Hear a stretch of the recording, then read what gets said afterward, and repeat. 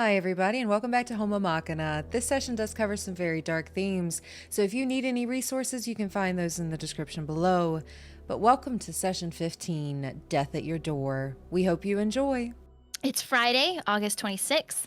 Lucas wakes up on a couch with Graves across from him, and Lucas pretty much tells Graves that he was created by PersonaCraft and was a replacement. And then they kind of go into this little ethical conversation about bringing Andra back, bringing Graves' family back, and we learn what happened to Graves' family, which is really sad. And then we cut to Cerveau, who got a message from Andra saying that she wanted to go to Blackjack the next day, and she was going to meet him there at 7. Then we cut to Rox. She's in therapy for the day. Lucas tells Rox that he'll pick her up tomorrow or the next day. And that night, Rox goes to Lizzie's and just has an awesome time with Beau, just dancing and drinking, sending a few texts and coming up with cool stuff. And then it's Saturday, 27th. Rox is in therapy for the day. Cerveau is going to be at the casino an hour before he's supposed to meet up with Andra. And then he gets there, plays a couple rounds of blackjack. Andra shows up. She's wearing nomad leathers and combat boots. Lucas picks up Rox, and she's like, "What the heck happened to you?" And he said, "We'll talk about it later." Then they arrive at the casino, and they meet up with Andra and Lucas, and they see Isaiah and Eon come in dressed down in like hoodies and t-shirts. And then we all play a few rounds of blackjack. Cerveau or Zephyr leaves the table with Andra, and they have a little conversation about Andra wanting to pack up and leave. She feels a lot of pressure. Rox and Lucas play another couple rounds of blackjack and then meet up with them at the bar. Then Andra and Cerveau register for the tournament, and Rox and Lucas have a conversation about Graves. And then Cerveau wins 35,000 eddies because he won the tournament. And then we all meet up at the bar. Andra leaves, and then we drop Cerveau off. Then Lucas and Rox go to the rooftop, where Lucas tells Rox that he was created by PersonaCraft and was a replacement Lucas. And Lucas gets a message from Mags saying that there's a huge shipment for the Zakovas coming in on the 2nd. More details to come. Then they head back to Whitechapel. Lucas stays the night.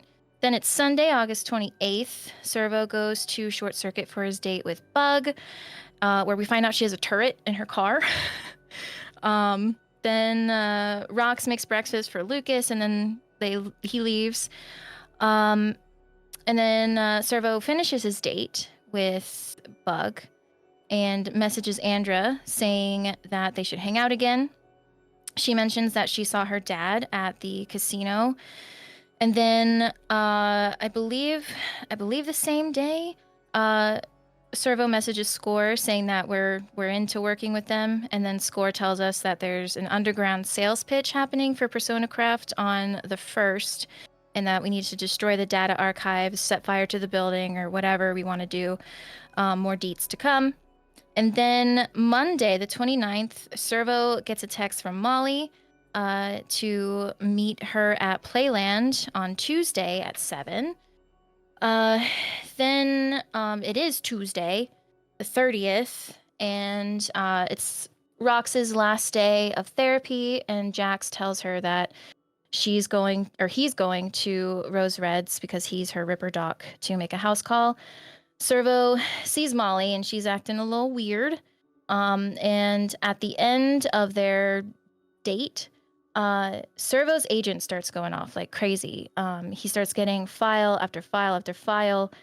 He checks it, and it's all from Rose Red. So he calls her, but she doesn't pick up. And he's still getting file after file after file. So he heads over to Rose Red's house. And then Lucas gets a text message of a bunch of random letters and then a call from Rose Red. And when he answers, he hears something like, Laz, I should have taken you up on that offer. Watch my kids and Cerveau. I love, and then we hear a gunshot. So yes, we start off after hearing a gunshot and a bunch of files coming from Rose Red. I need you all to roll a d10, please.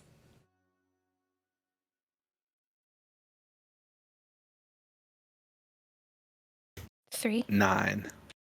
I also got a 9. Okay. So how we're gonna do this? Go ahead and Lucas, Cerveau, roll one more time. Got a 1. 3. With that, we're gonna start with Cerveau. You were on the way to Rose Red's, correct? You got on the metro immediately, started heading that way? I did, yeah. Okay. So it takes you about 30 minutes to get up there, but I'm assuming like you're kind of booking it at this point. Yeah, I mean, as quick as I can in public transit, but yeah. Okay. So you are able to get to the upper marina where she stays. You know this place like the back of your hand. You've come up here quite often. For 10 years, you've been coming here. She has been your fixer for 10 years.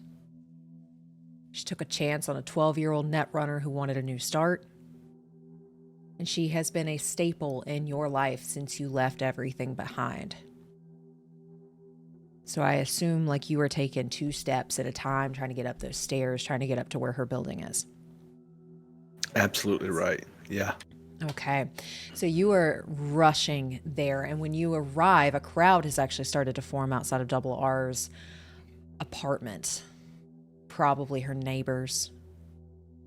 Most have their hands covering their mouths. One is gagging in a corner, like he can't keep his dinner down. And you hear mixtures of conversations. The lawman should be here soon. Who could have done that? That's what she gets for bringing strange people in all the time. Is this why our doors were locked for the past hour? And you see blood pooling over the threshold into the hallway through the cracks of these people. What do you do? Is the door open? The door's open.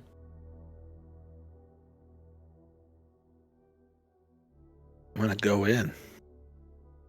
Okay, and before you go in, Lucas, what are you doing after you get that phone call? After the gunshot and the phone call, immediately going into the group chat, messaging that Red just got attacked. I'm headed over as quick as I can. Then getting in the cannonball and booking it.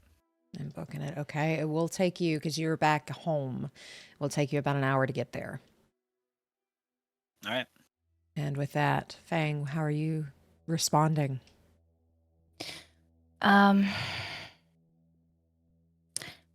think when she gets that message, she looks at it for a second, and then it clicks that Jax was there, and she starts to panic. And she's gonna call Lucas.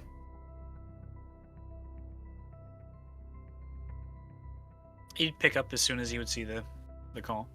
And in this very panicked voice, "Where are you?"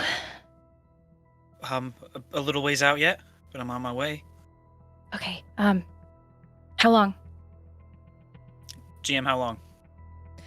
I'm assuming this is happening like as soon as you sent that message, so you're about an hour out. Okay. An hour, give or take. I'll try to push it. Fuck, I can't wait that long. Okay, I'm gonna get a Delamain and I'll meet you there. And she hangs up immediately, and calls for a Delamain to get her to Rose Red. It will take you about 20 minutes to get there. As you're calling a Delamain has to come pick you up and then take you over there. And we're going to pan to Cerveau. as it's going to take them a while to get here, as you had already started making your way there. You are in the doorway. You said you're going in? Yeah, and I'm going to pull up my pistol. Okay, you pull out your pistol. Some of the people near you kind of gasp a little bit. I don't think you want to go in there. If you go in there, the NCPD can get you for something about evidence or something like that. I don't think you want to go in there yet. They haven't gotten here yet. I'm sure there's fucking cameras around. What did anyone see? And I'm gonna start talking out loud to the crowd. We were locked in our rooms for the past hour, so we didn't see anything. We heard something about 30 minutes ago. You were locked. Who locked you in your room? I don't know. I thought it was a malfunction. It's happened before where our doors, we just can't get them open. It's an electronic malfunction.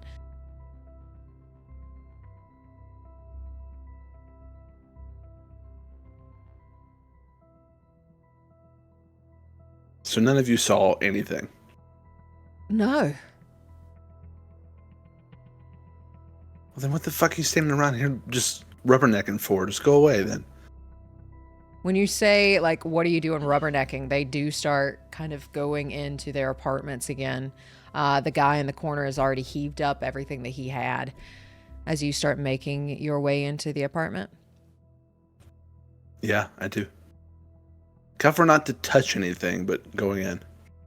And as you start to make your way into the apartment, you notice that there is a pool of blood that is going across the threshold of the door.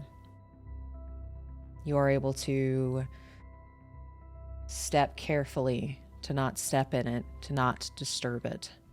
But you know the person. You did not expect to see this person. You know the person who is laying on the floor in front of the door. Who is the person laying on the floor in front of the door? Or who do I know them as? You see Jax. What's he look like? He has a cut straight through his face. Diagonal. Making sure that the eyes are not there anymore, and it goes straight through his skull. Roll me a deduction, please. He's obviously beyond saving. He is gone.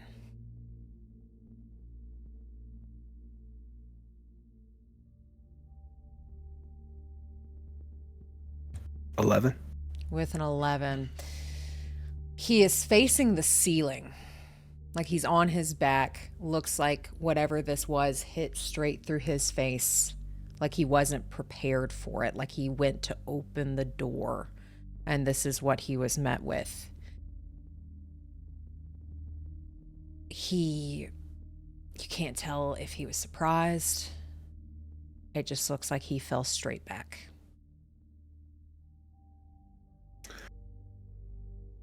Okay, I mean, that Cerveau would have some sort of visible reaction to that, like an oh shit kind of moment. And then I'd look around. Do I see anyone else? Do I see Rose? Roll me a perception check, please.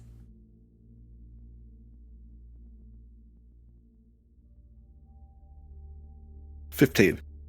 Okay, with that, as you take in more of the apartment, it is flipped upside down.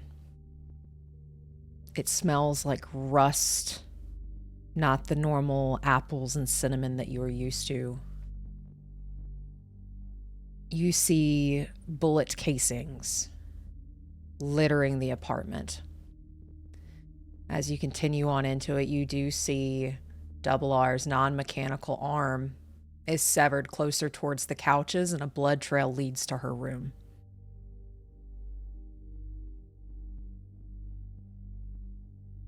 I'm gonna go in there. Make my way as quick as I can. And that's where you find her. Her back is against the bed. Her head is pushed back against it, and there is a bullet hole between her eyes. Her eyes are closed, like she's accepted what was to come. And she has a very heavy pistol in her cyber hand with a locket wrapped around it.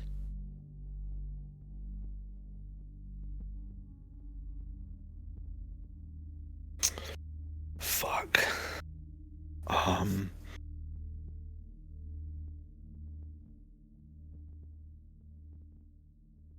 Can I go kneel down by her and I guess it's not worth checking, like she's pretty obviously gone.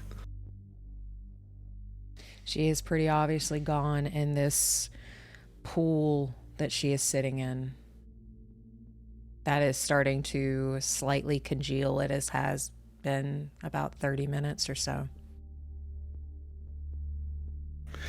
Is the locket loose enough to where I can take it without disturbing her too much? Roll me. Without disturbing her too much, we're going to call this a pickpocket. Okay. 13.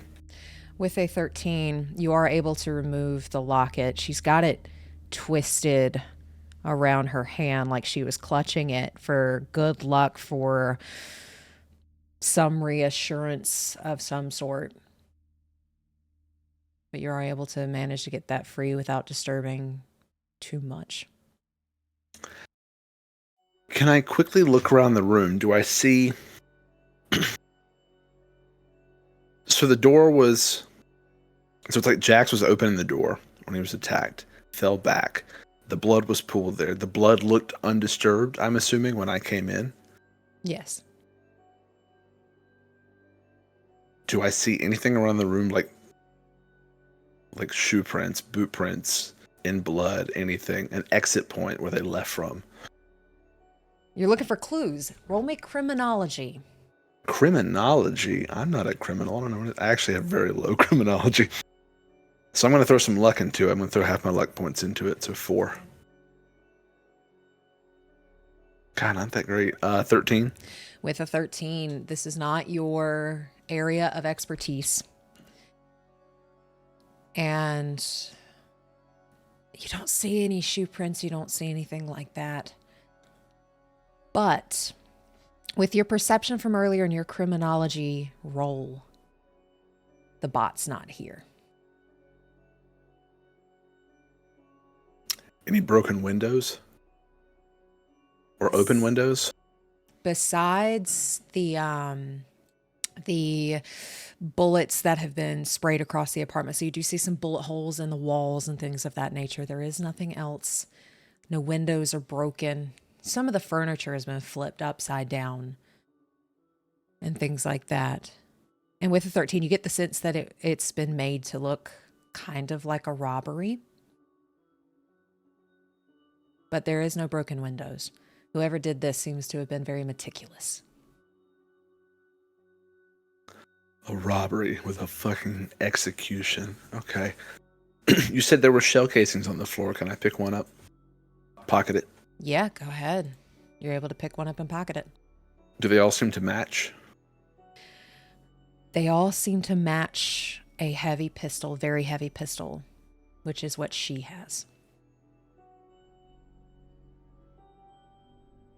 Okay. No other shells around her? None.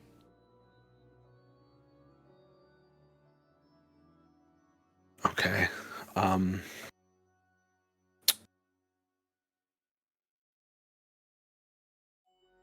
I want to be quick because I understand that the police are on their way. Can I go to wherever her main computer setup is? And do I know if she has cameras in her room? You would know that she does not have any cameras in her room. She has, as you make your way to the PC setup that she has, it has been destroyed. And it does not. Roll me basic tech.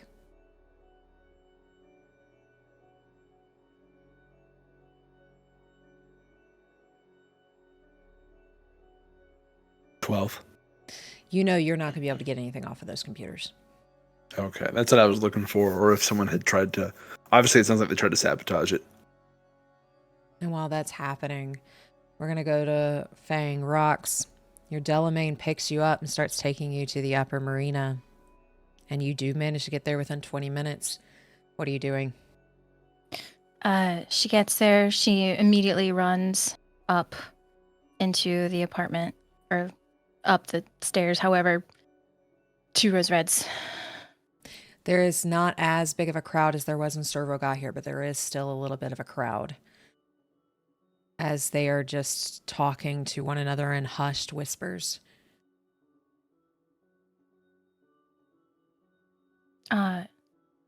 She pulls up and she's been shaking the entire time, and she'll push through and say, "Move! I gotta get in there." And they nod and just move. And as you make your way to the door, you don't even get the chance to enter it. As you see Jax's form laying stiff as a board on the other side of the door, with what looks like a sword went straight through his skull. So she sees that, and she immediately just runs to him and kneels down and just like under her breath, just no, and she doesn't register what she sees, so she's still gonna check for a pulse. Roll me a paramedic or first aid.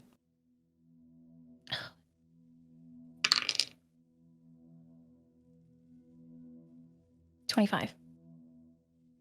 There is nothing. She's gonna use med scanner. There is nothing there. And she's still saying no, and she puts her hands on his chest and starts to press like she's doing CPR, and she goes, and as she's doing it, just, not you, Jax, not you, this can't happen again, not again. And she just keeps going and going and going until she realizes that he's dead. And she sits back on her heels, just looking at him. She's crying, and she takes his hand and just stares at him and just cries. Roll me a cyber tech, please.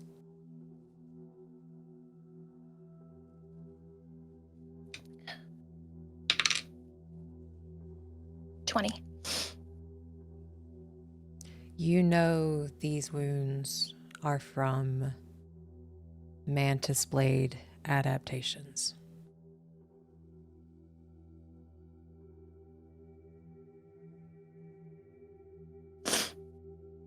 In Cerveau, I will say you see or hear Fang.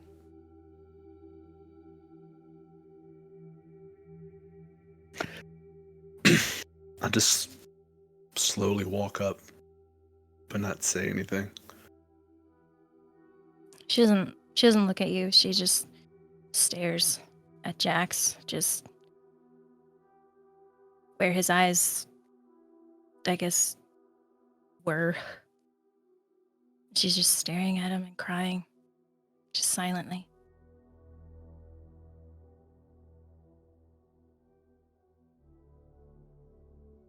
Eventually, just under her breath, he's gone. Jax is... She just goes quiet.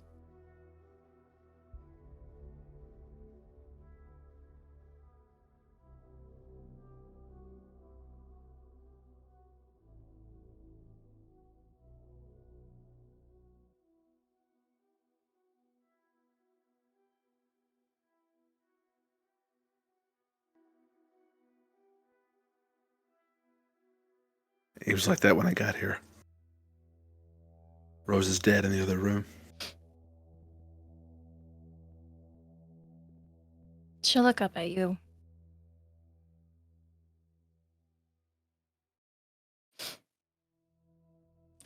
She doesn't say anything. She looks back down at Jax. Just holds his hand even tighter.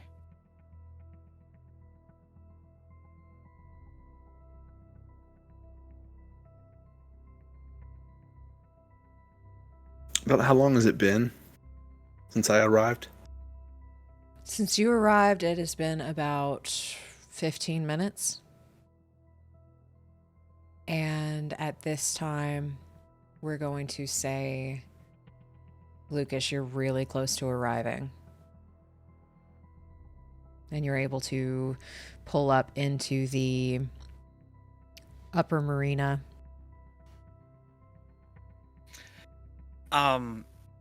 If he sees is the group of people still outside? They're starting to disperse a little bit, going into their apartments.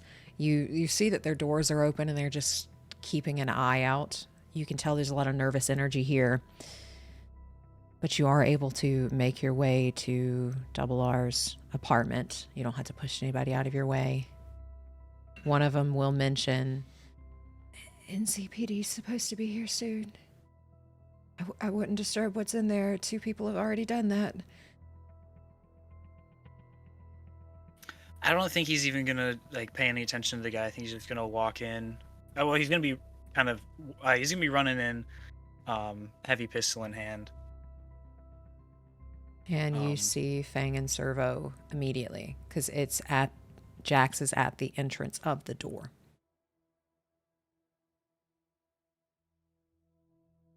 I think he's gonna look at Cerveau and Rox first, and then down at Jax. I think he's just gonna stare at Jax for a second, taking it in. But eventually then going over to Rox and sitting right next to her. Grabbing her hand if it's available.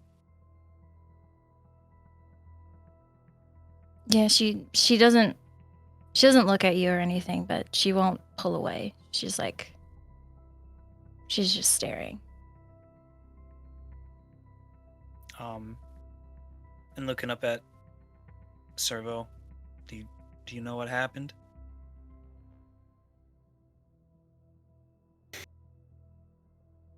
I don't know. Looks like they got Jax right here at the door. Rose is dead in the other room. Gunshot. Does Jax have any visible implants?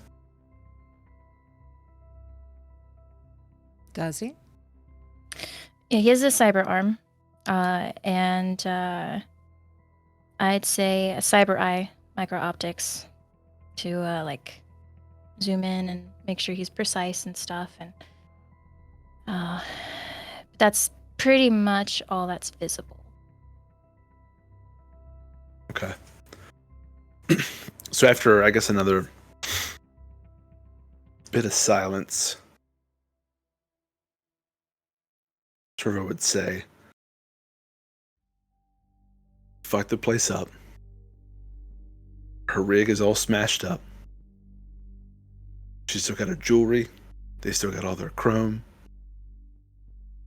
The butler bot is gone.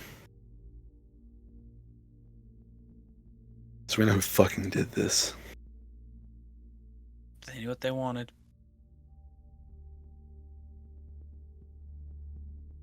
And Jax just happened to be here? He was making a house call.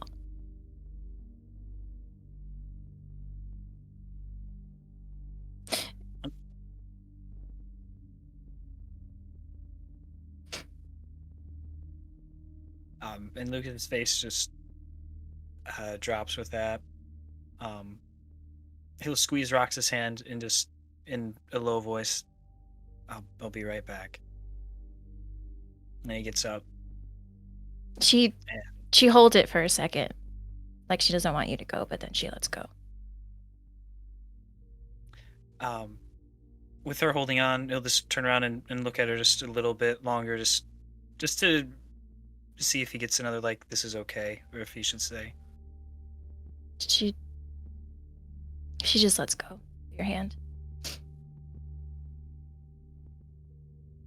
I'm just gonna go up and I just want to take a look real fast. And I'll go upstairs. Roll me a perception check.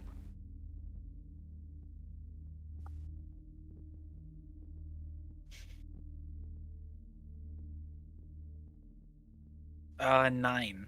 Okay, with a 9, you are pretty rattled. But you see the blood stain going from like her living area, her living room, back to where her bedroom is. You are able to follow that and you see her on the ground, missing an arm, her actual arm, leaning against the bed with a bullet hole in the middle of her face.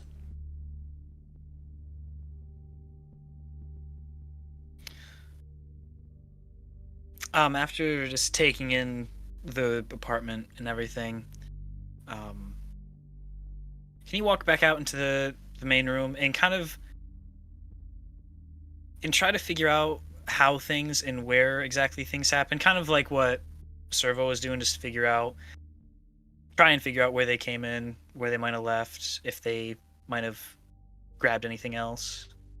Roll me criminology.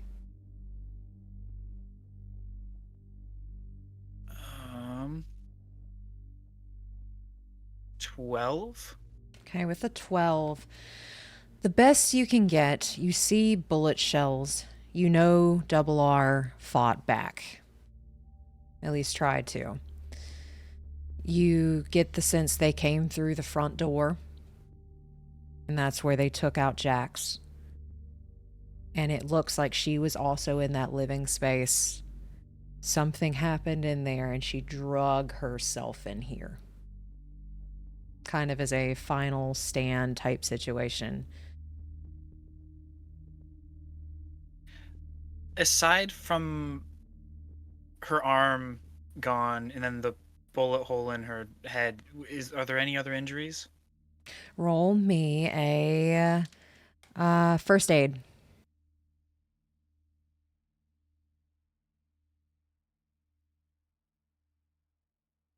If I can figure out where F falls. There we go.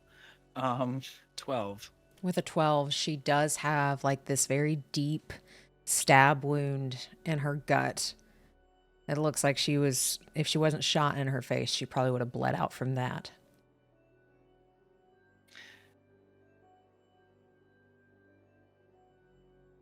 How many bullet casings were in the room prior how many bullet casings did he see in total? Roll me another perception check to see if you can find them all.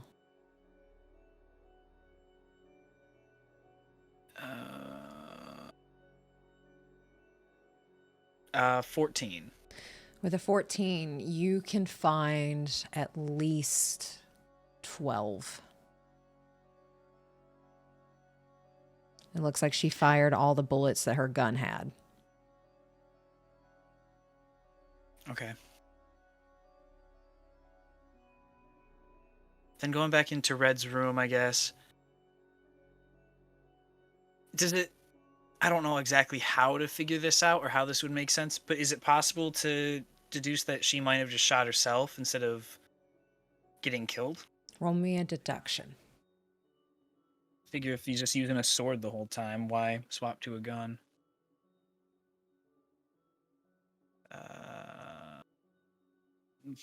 12. With a 12, it doesn't make sense that somebody was using a sword and then swapped to a gun. Does not make sense. Why that doesn't make sense, there are many reasons. Maybe he just got tired of using a sword and wanted to make it quick, or maybe there was another person. All right. And after all that, just looking in her closet real fast, is there still that jacket in there of Laz's? She keeps his jacket in her closet always. He'll just grab the jacket and then head back down.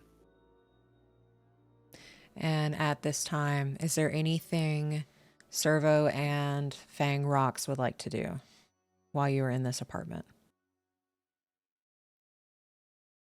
While that is happening, while Lucas is looking around for bullet shells and grabbing the jacket and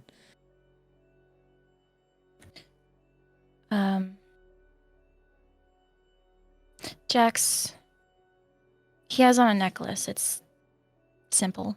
It's a chain with like a vertical bar, no inscription or anything, just a little bar. And with shaky hands, she takes it off, puts it in her pocket. Okay. Then goes back to holding his hand. And Cerveau? I'm going to take one last look in at Rose, but not go in or anything. And then I'm going to go out and leave the apartment. And I'd like to run scanner in the hallway and see if there's any sort of interface points for the building in there. Roll me interface.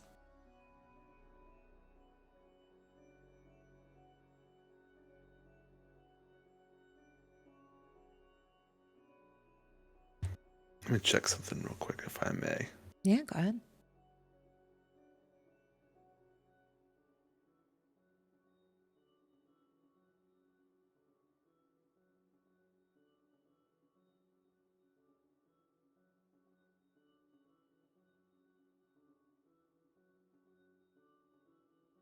Okay. 13. With a 13, you find an access point near one of the cameras in the hallway. I would like to go jack into it. And you're able to do so as those... Are you using your goggles at all? Yes, I will. Okay, you put on your goggles and you see the meat space as well as the net pixelate around you. And you see a door in front of you. Needs a password.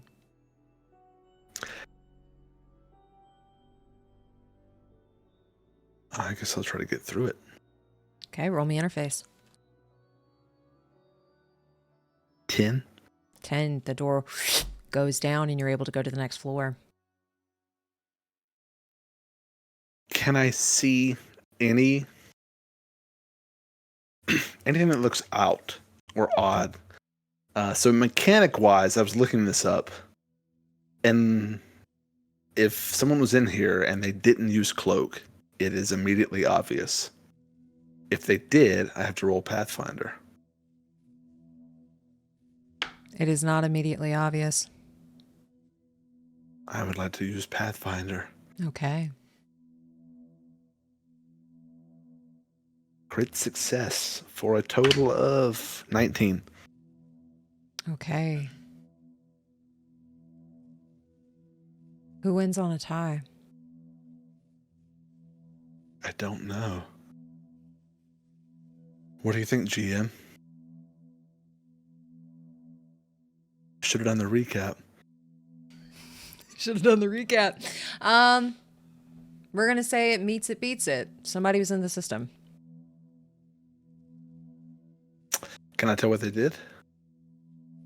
They turned the cameras off. Anything had to do with door locking? And the doors were locked for the full hour.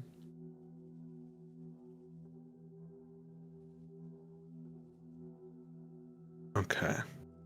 It says I can only see what actions. It doesn't say anything. Unless they, like...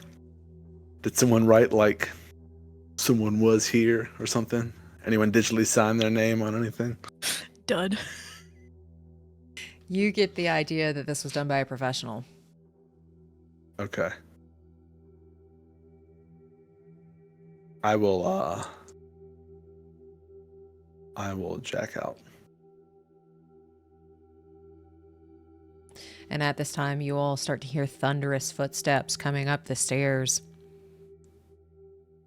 As you see NCPD come around the corner, their guns are drawn and they make their way to the apartment.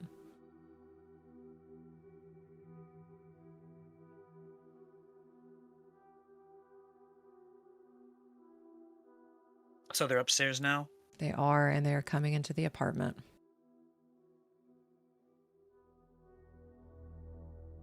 And since there is only one of you or two of you in the apartment, they point their guns at you.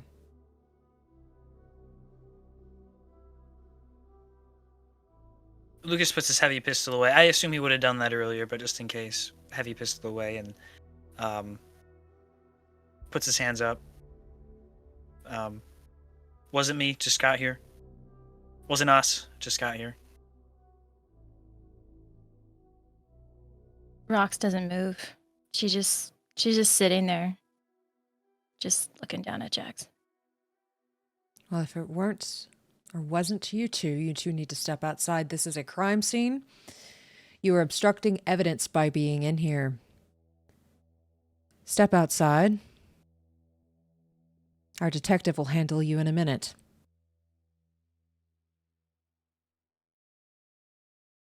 Okay, all right. And Lucas will just reach down and just kind of grab Rox's shoulder. We should go.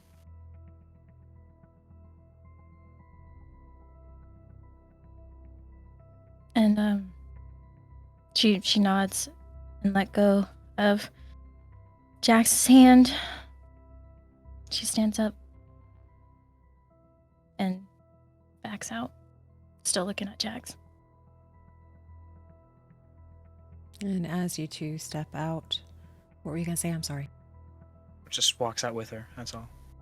And as you two step out, NCPD rushes in and they do a full sweep of the place, heavy pistols, like shields out, everything, as they are checking each room, seeing what's happening, what's going on, making sure no one's in the vicinity that shouldn't be there.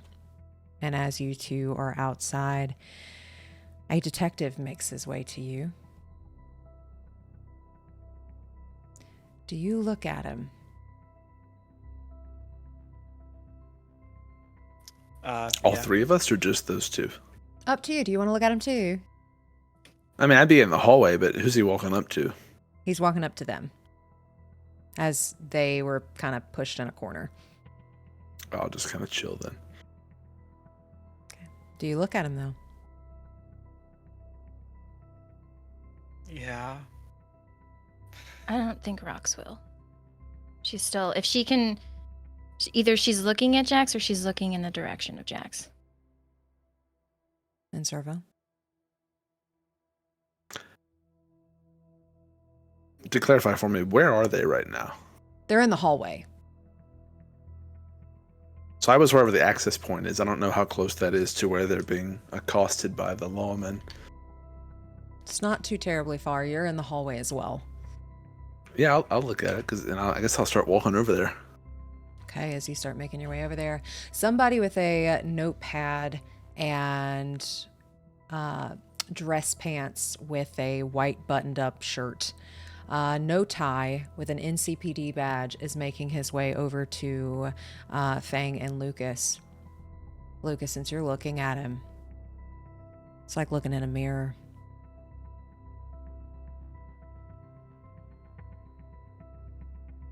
You see someone with dark brown scruffy hair, tan skin, a beard, and bright green eyes is walking towards you. He's got a scar that runs from his temple across his eyebrow down to the side of his nose. And he's scribbling down notes as he makes his way to you and looks at you.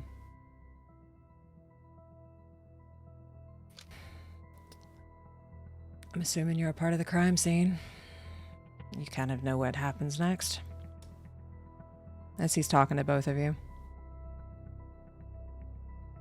Uh-huh. Care to explain? We heard the shots and ran over.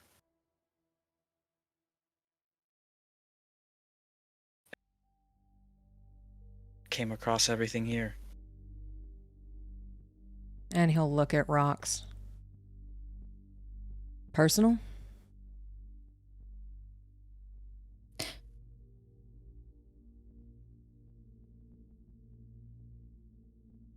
He gives a little nod. Sorry for your loss. He looks back at Lucas. Can you give me any details? All I know is what's on that first floor there.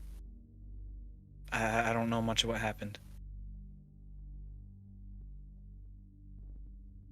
Okay. And he just takes a deep breath. You can see his like shoulders rise and he looks tired. Like this is something he does quite often. And he looks back in the room. He looks at you, Lucas. Looks you up and down. Can I assume you're one of the Dole kids too?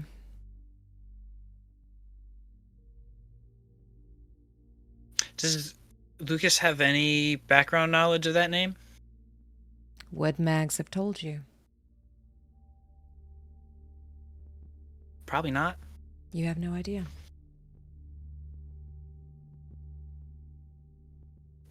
No. Just a friend. I meant you. Are you a Dole kid? Archidole? No. Okay. That's interesting. Wouldn't surprise me if you had another one running around. What's your name then? So I can make sure I have your deets in case we need to call you for further investigation. Luke. Lucas. Grimm. And he starts writing it down. Number I can contact you by? He'll give him his personal. What's your name, sir? Jesse Dole. Friends call me GAD though.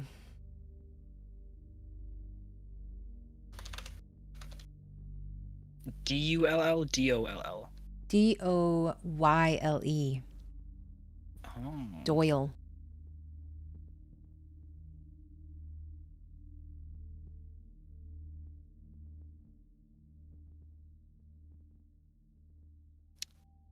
Why did you think I was one of the Dole kids?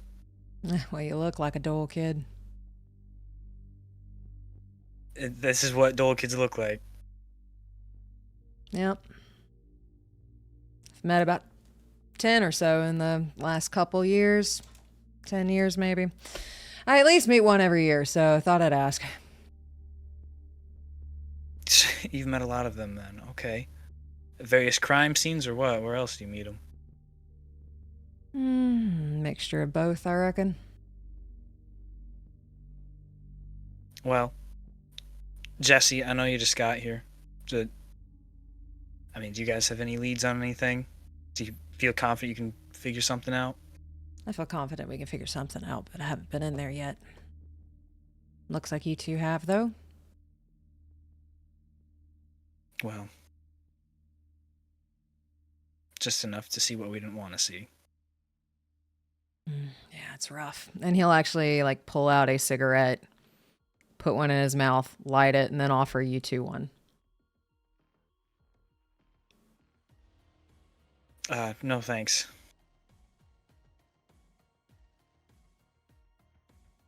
Tucks him back, puts him in his pocket. And if this is personal to you, then sorry I'm gonna have to dredge this up even further, but any details on why your familiar was here?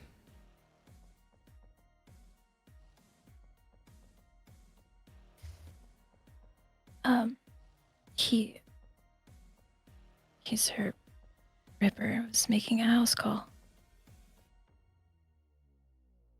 Okay. And what is your contact information so I can contact you in case I need to talk to you about anything else? She gives him her number. And a name? Roxanne Ryder. And he writes that down and takes a big whiff of his cigarette, and you can just tell it burns as he takes a very long drag.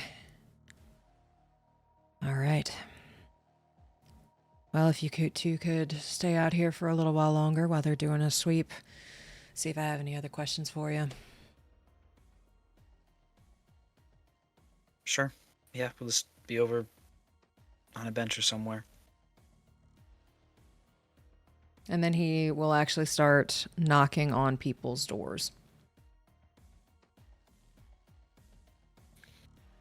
And when we find a place to sit, hopefully close enough, Lucas is just gonna watch him as he's, going door to door.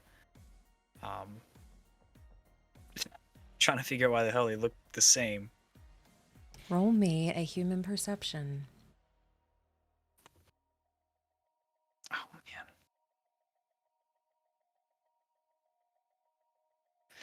man. 3. With a 3, you don't get a whole lot from him, but as you're looking at him, he has a lot of your mannerisms.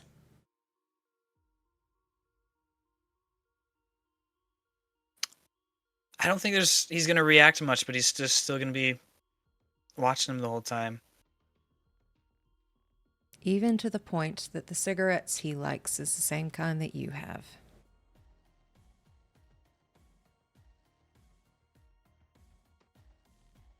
Okay. And eventually he will make his way to Cerveau. Cerveau, you see a man that looks like Lucas with a beard and a scar that runs from his temple to the bridge of his nose.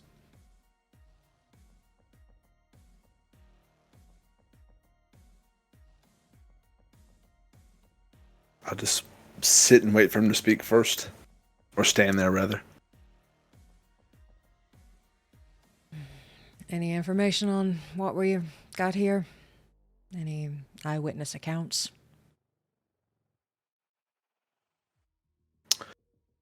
Just people in front of the door, clutching pearls, pretending to be upset. Bunch of your guys trampling through there, messing everything up, destroying all the evidence. Think we destroy things? Why is that? Not intentionally, you're just fucking clumsy. Reckless. You're not out here to solve this, you're just doing a job.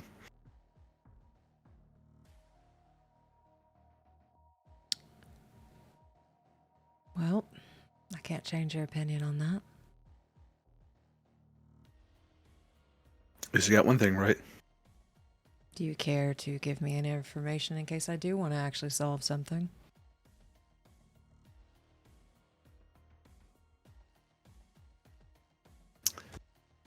And see what I saw in there. I'm about to. What did you see?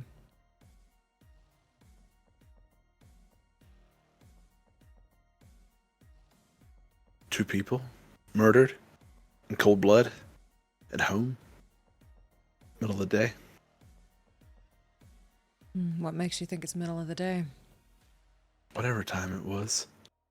Within the hour, I guess. Why do you say it's cold blood? You haven't been in there, have you? Not yet. Yeah. Pretty fucked up. Explain. I mean, the first guy there got killed as soon as you open the door. If you're killing someone as soon as they open the door to you, that's cold blood. How do you know it was just as soon as he opened the door? I mean, you could probably see him when he walked up. It's where he was laying. The blood wasn't disturbed. I'm assuming he wasn't dragged there.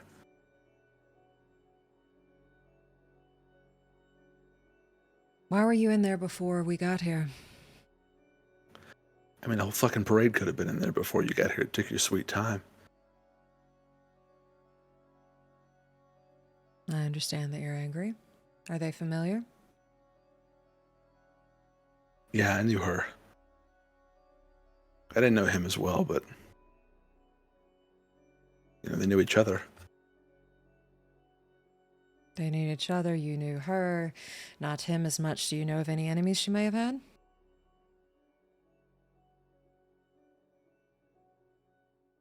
I mean, she was in media, so I'm sure you make some enemies, but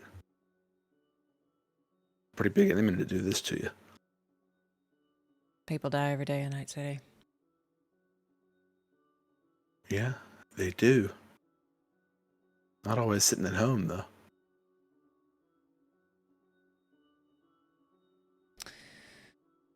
Well, if I need you for any other information, who can I contact? What else would you need from me? Never know.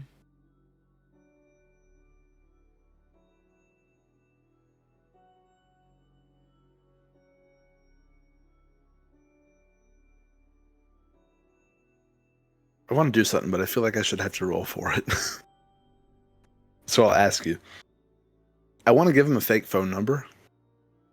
I don't want to give him a real one.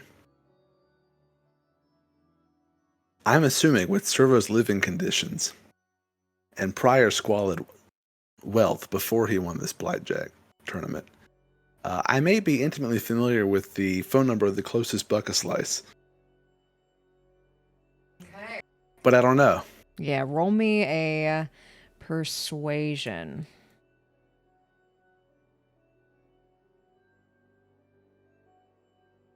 $13. He will look at you, look down at the number. Bucket slice, huh? You a fan? That I am. Now can you give me your right number? How about I come see you if I know anything? I need to find a way to find you in case I need you.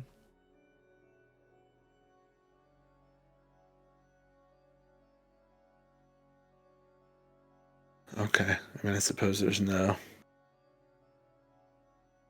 Am I being detained? Can I just walk away? Are you going to stop me?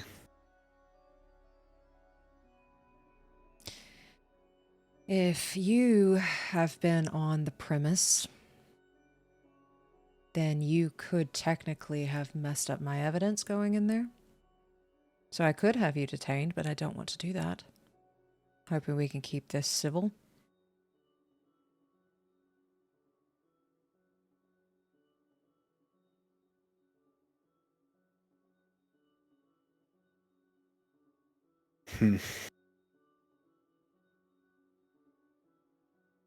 Okay.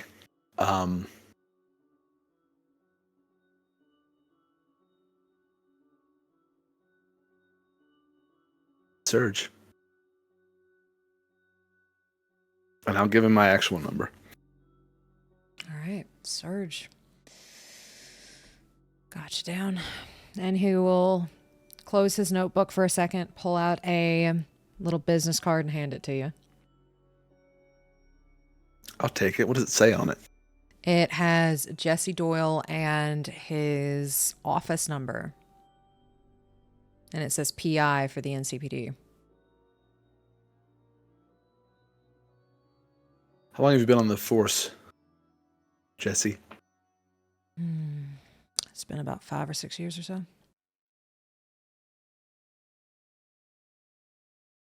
Well, I don't have a lot of faith, but I hope you find him. I will do my best. I'm sure you will. We'll get further if you decide to cooperate. I don't know anything. I'm not holding out anything. Roll me persuasion. I was gonna say, yeah, that's a lie. But I don't want him to know I'm lying. 17. 19. He just looks at you. And with that look, you know he knows you're lying. No, I'm kidding. Okay. Does he do anything to react, though? It's almost like he's taking a mental note. Pulls out his little cigarette case. Same kind of cigarettes that Lucas smokes. And offers you one. No, I don't smoke. More for me. If you think of anything, do make sure to contact me. Yeah, I'll think about it. He writes something in his notepad and goes to the next door.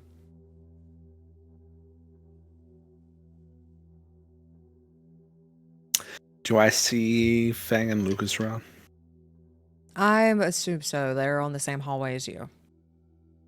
I'll just go up to them.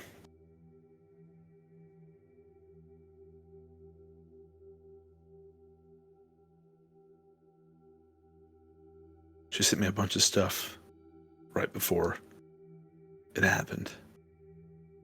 I guess it was right before. I got a weird message too and a phone call right before.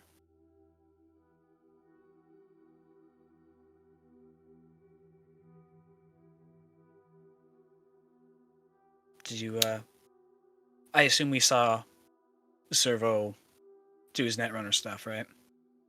Y'all were in the room. Okay, so then no. Okay.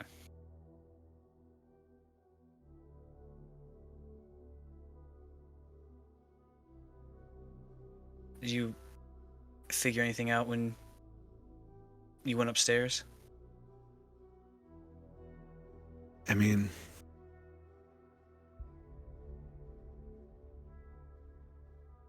someone did it quickly, efficiently, cruel.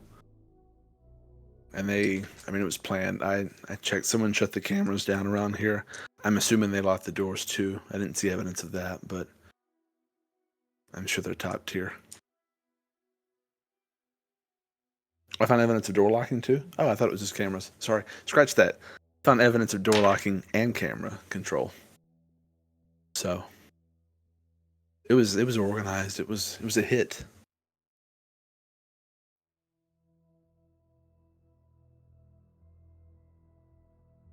So it's probably multiple people then, right? If someone was able to lock the doors, turn off cameras, one person, maybe two other went inside, so group of three, group of two or three at minimum. Yeah, I mean, some sort of coordination. They had a runner. I don't know, on site or not, probably. But, someone who's good with a blade. You don't need much to be good with a gun to kill someone in her condition, but I'd say at least two, maybe three.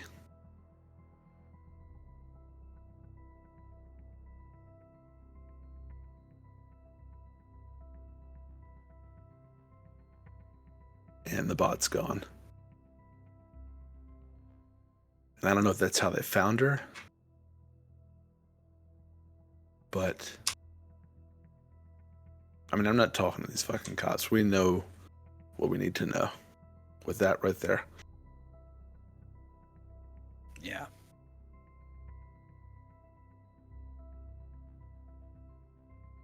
I'm not sure where to go from here.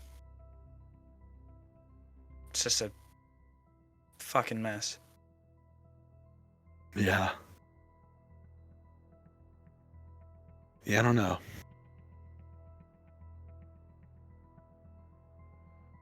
They're not going to look in the right places.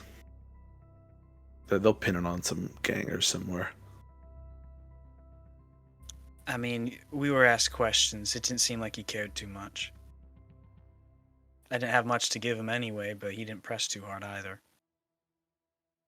Yeah, the whole song and dance bullshit theater. He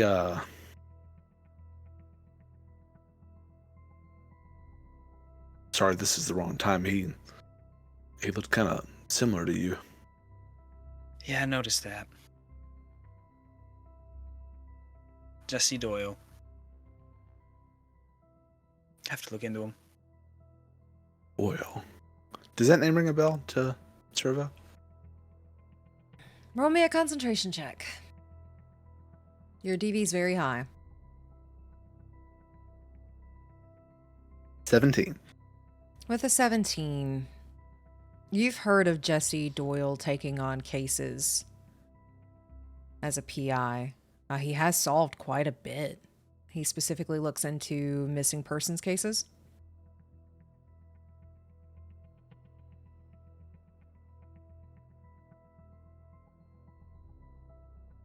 Okay.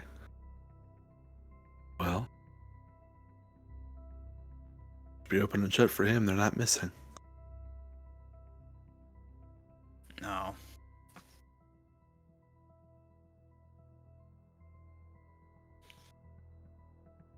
We should maybe go somewhere. Anywhere but here. We can Yeah, make a decision about what happened before, a little further away from everything. Yeah. Do I know anything about Rose's children, where they live, anything? Their ages? You know their names are Charlotte and Maddox. They're 16 and 17. Maddox is the younger one. But at this time, you start hearing screams of a, like, teenage girl. And she is just screaming, "Mom, my mom's in there! Let me through!"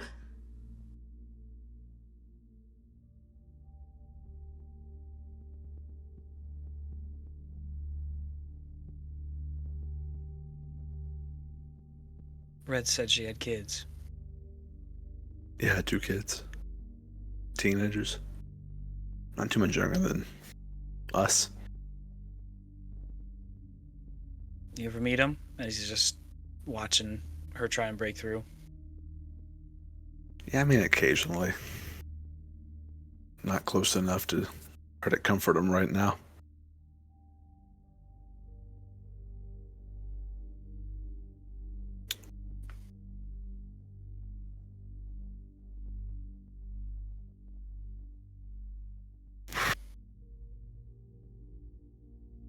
I don't know, I got a lot to think about.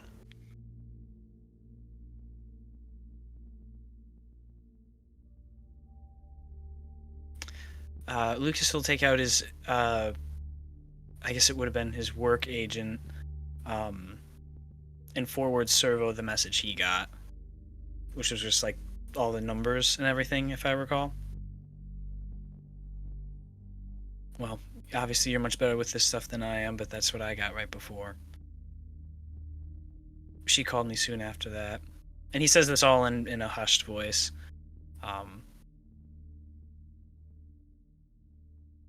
She didn't say much on the phone before, but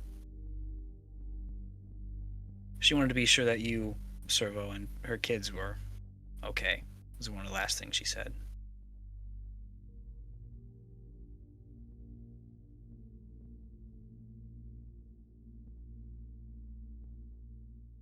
I'm sorry. And it's... I got a lot of work to do. I got a lot on my mind. I'm gonna go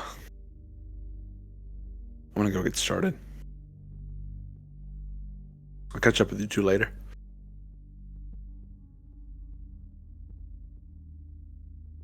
Are you sure? Just by yourself?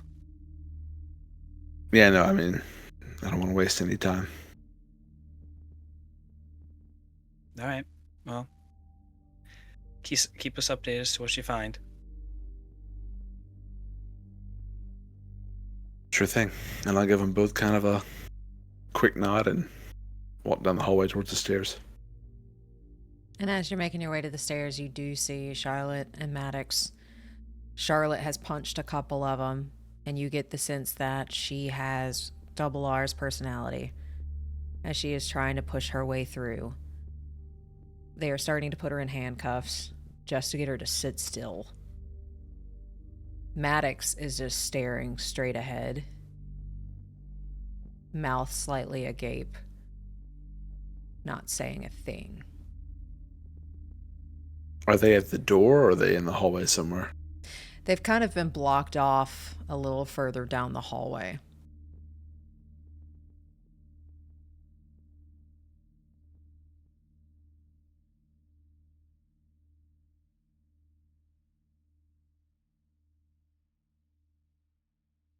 Can I go up to him? Yeah.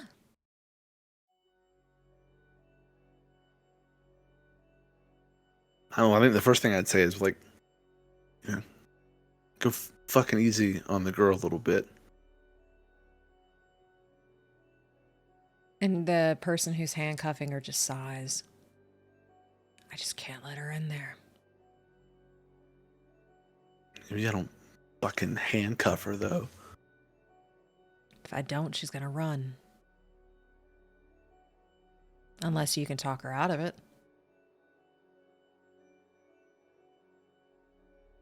She will spit in his face. That's cool. I like that.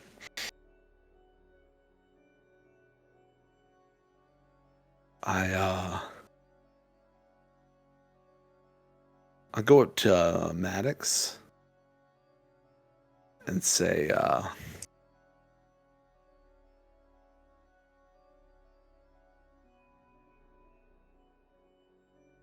don't really know what to say, but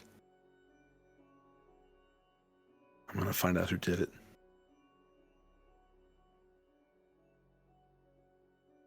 Mom's gone.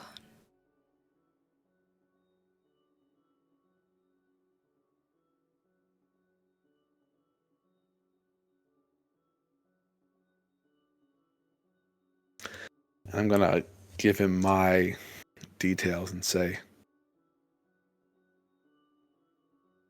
give me a call when you're ready. He just gives you a little nod, but he does not look at you.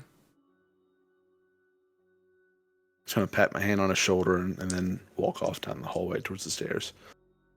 Okay, and you're able to walk off and start heading towards the stairs. Rox and Lucas, what are you two doing? Rox is still kind of staring at the doorway. Just a couple tears falling. But she's quiet. Rox, I'm so sorry.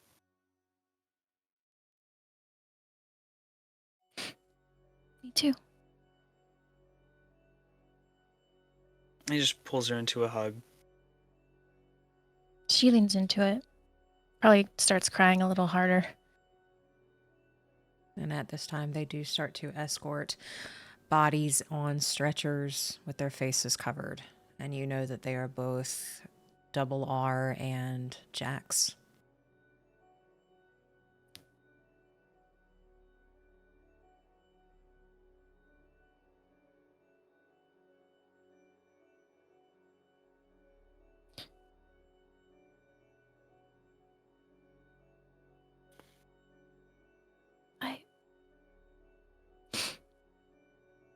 I can't believe that he's gone.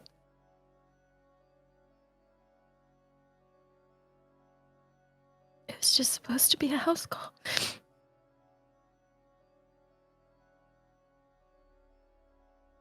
We'll find who did it. We're gonna do that. Yeah.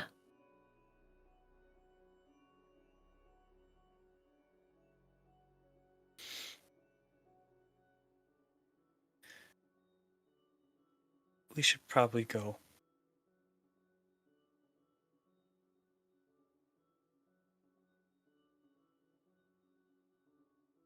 Yeah.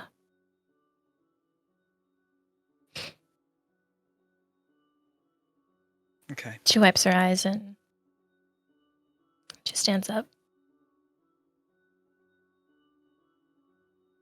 And just, if she needs it, helping her walk over to where he parked and open the door, getting in. You both make it to the car. Where are you going?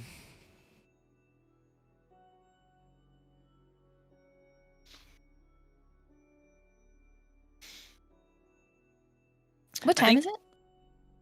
So all this happened, the messages and everything probably happened around like 8:30 at night.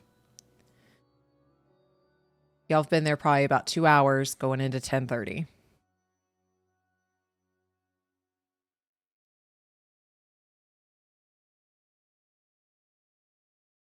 Or 11:30. I think getting back to the car, Lucas would just be kind of occasionally looking back and forth between Rox and the scene in front of them. And he's just trying to figure out in his mind of like where to go. Doesn't really know if Whitechapel would be appropriate or if somewhere else, but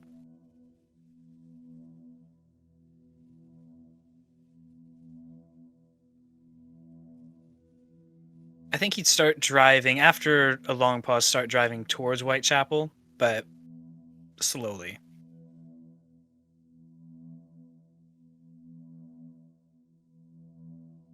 I don't think Rox is really paying attention to where you're driving. But she's just gonna reach into her pocket and just look at Jax's necklace. But she's not really gonna say anything. Just kind of let you drive. And as you drive to Whitechapel, slowly, there are a lot of fire trucks and NCPD at Whitechapel. And as you get closer, there is no Whitechapel. All you see is smoke.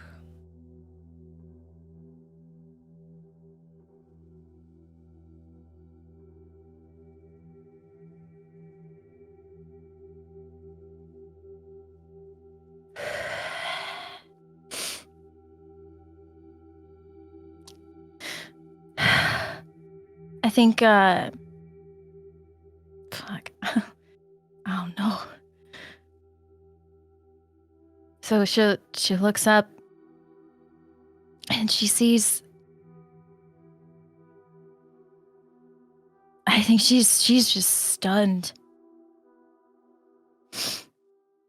And then if we're parked, I think she'd rush out. Roll me a perception check, please.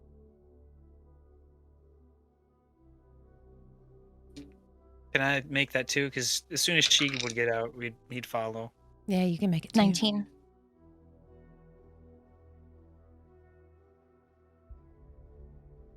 13. 13. So I will say you both see it because this person is making a scene. Rox, you see Inferno pushing against a bunch of firefighters in CPD, screaming your name, trying to get into the embers of what Whitechapel was, the husk of what Whitechapel is.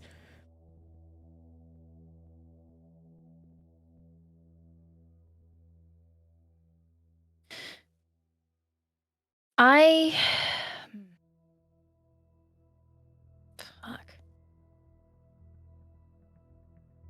So she runs up and she hears that familiar voice. And I think she won't go to him, but she'll just kind of, she'll try to, she walks up next to him. And she's just staring. I think she's kind of gone at this point. And she's just staring at the ashes, at the embers. She doesn't look at him. She is standing there. You do make your way to him? Yeah. Okay. As you are making your way to him, he's pretty much being held back by 4 or so people. He will take one of his cybernetic arms and uppercut one of the NCPD. And you do hear him, "You are going to let me pass if it's the last fucking thing you do. If I had to put a bullet in your head right now, I'm going in there."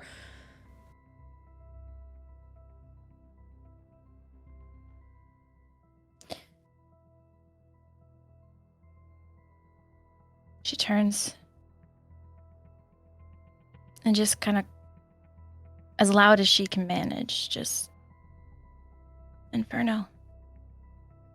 He will slowly turn around. Roll me a human perception, please.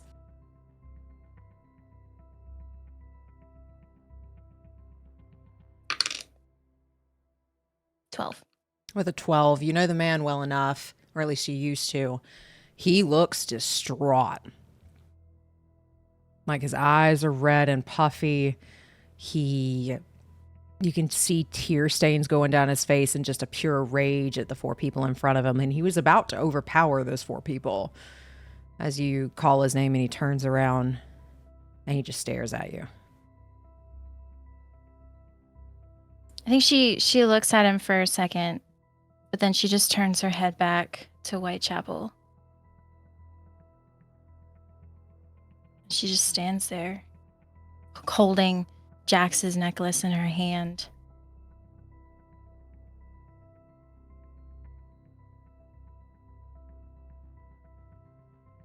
And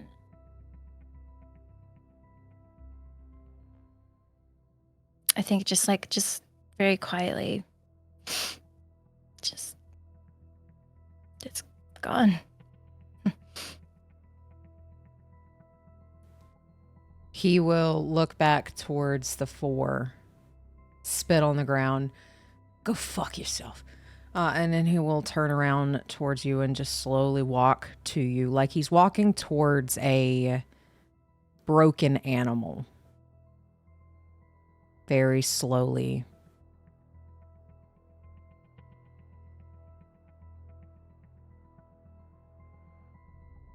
How close does he get?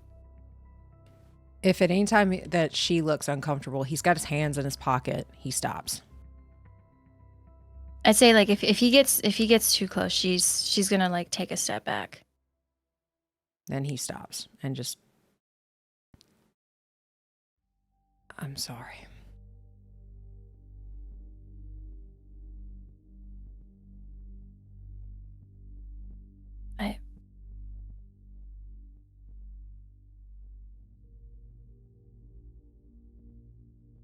I don't.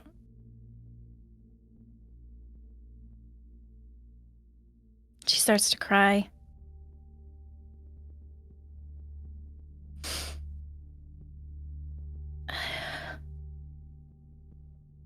Jax is gone.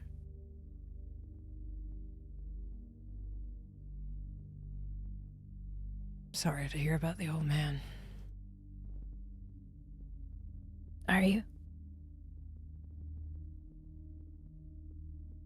It's poor to speak about the dead, isn't it?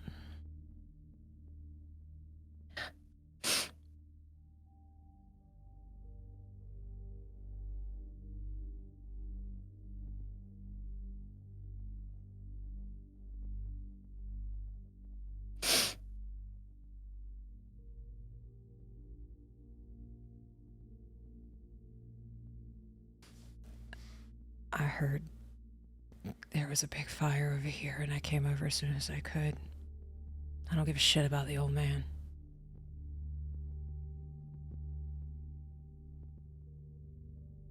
So why are you here?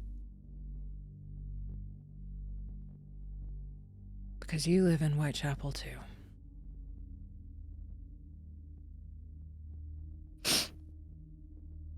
You don't care about me. You said I wasn't wanted. So why now?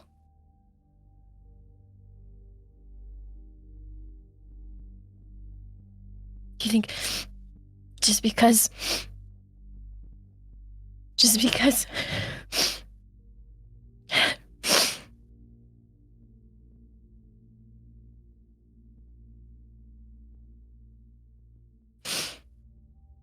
she doesn't say anything.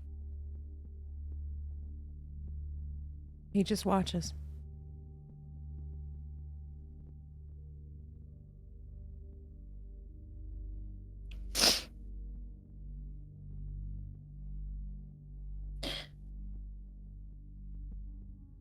Rox is going to turn around and see if she can see Lucas. He would have been standing right behind her.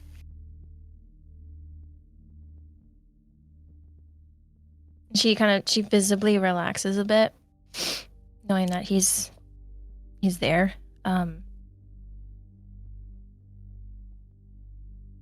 Is there like a firefighter around? There's a lot.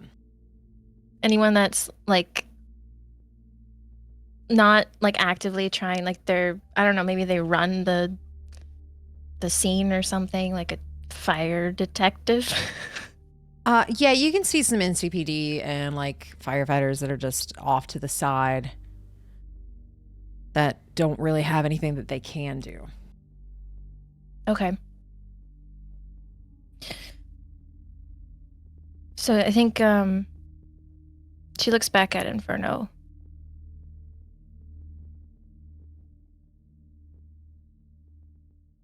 Go home. He gives a little nod, then looks at Lucas, takes a deep breath. If you need somewhere to stay tonight, keys underneath my doormat. He gives you an address. I will not be there. He turns around and he leaves. She just stares after him.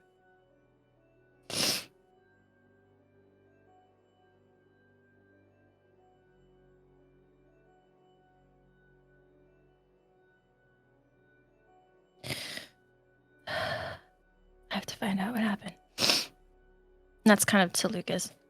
If you can hear, I don't know, it was really quiet. But and then she walks towards the closest NCPD person. This is my home. What happened? Oh, I'm sorry, sweetheart. I'm not sure it went up in a blaze so quickly. By the time we got here, there's nothing we could do.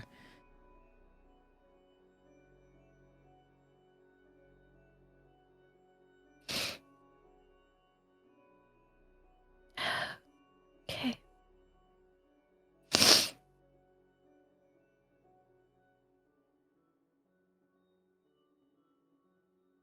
And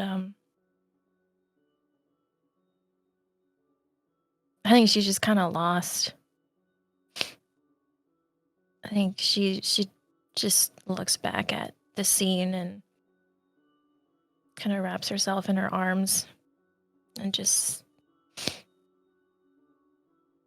she's kind of gone at this point.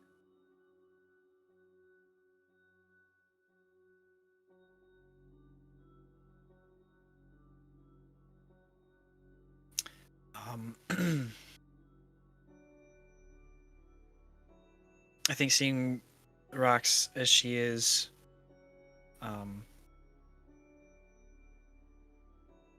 Luke's will do what he did before. Just if there's a bench or something close, walk her over to that.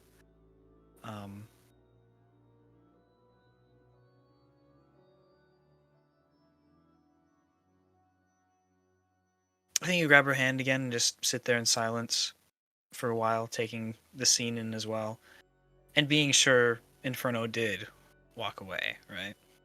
Roll me a perception.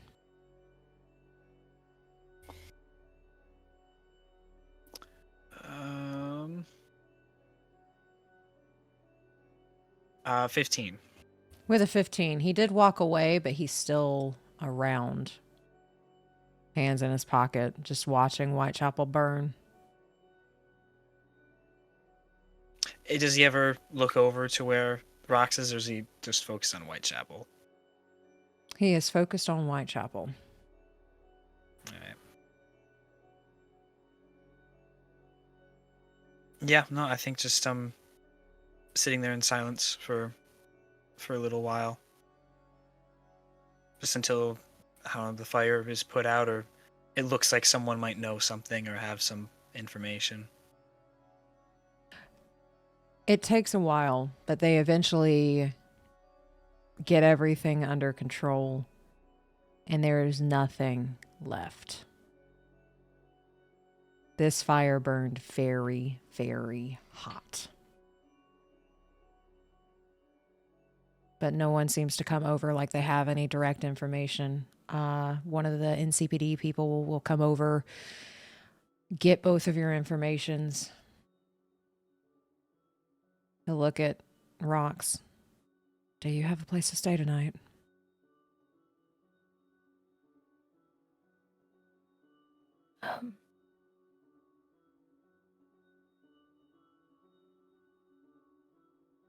if you need, door's always open. Yeah, I'm good. Give you a little nod and he'll walk off, and then the scene starts to clear off.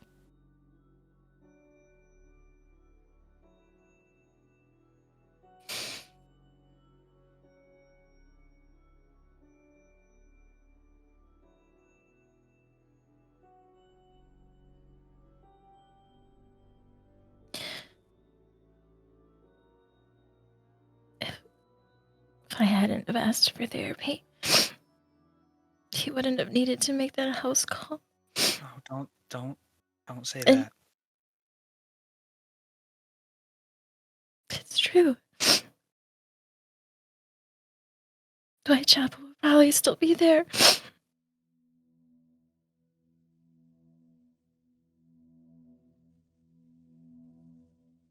I don't know what to do.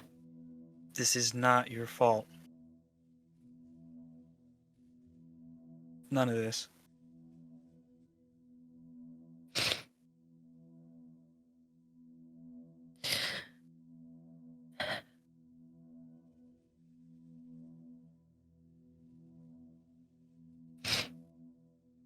This is the work of some deranged individual or group, someone with some petty bone to pick. This was not you.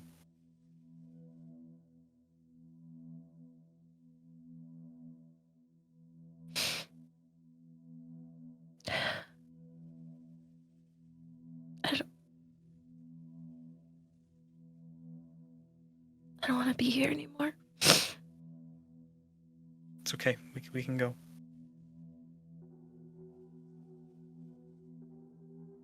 And then, again, walks over to the car, opens the door, helps her in.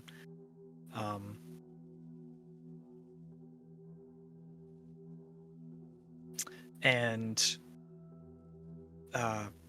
he'll start driving home.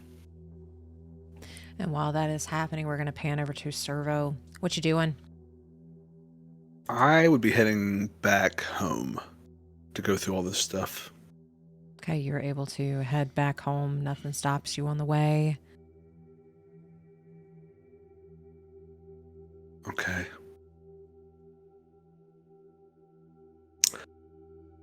So I will get I guess just sit down at my desk area, whatever I have there, and I'll start with the BD that I got. Okay. You're starting with the BD. You have a BD viewer at home, correct? Yeah, I think so. Okay. You're able to put this BD on. And as you start watching it, you know that this is a unfiltered, unedited BD. I need you to know that before you put this on. You will feel everything. Yeah. Okay. With that, as you chip the file into the BD viewer, your vision fades. And you're looking through Double R's eyes.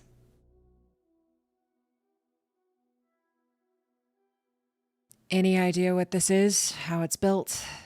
PC sent suits to retrieve it, so it must mean something. You say to Jax as you look him over. He's examining the butler bot that your crew brought to her. It's complex for sure. You're gonna owe me and Fang a ticket to the Slammers game next week for bringing me out here this late. You giggle. I can do that.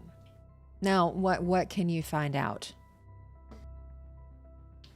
And you examine the bot for a while, studying its internal organs until there is a knock at the door. Expecting company. Other than you, no. Well, I'll see who it is. You stay here. Jack stands up, walks to the door. You make your way over to your computers, reach under the desk, resting your finger on the button and your hand on a very heavy pistol. Everything starts to happen so fast. Jax opens the door to be quickly met with a cyber arm blade through his skull. Blood trickles off the end of the blade before it is retracted back into this thing's arm. You cannot see the details of either of their faces. They have some kind of cybernetic that distorts their features. One appears to be mechanical in nature, and the other has a feminine figure. There you are, B08. We've been looking for you.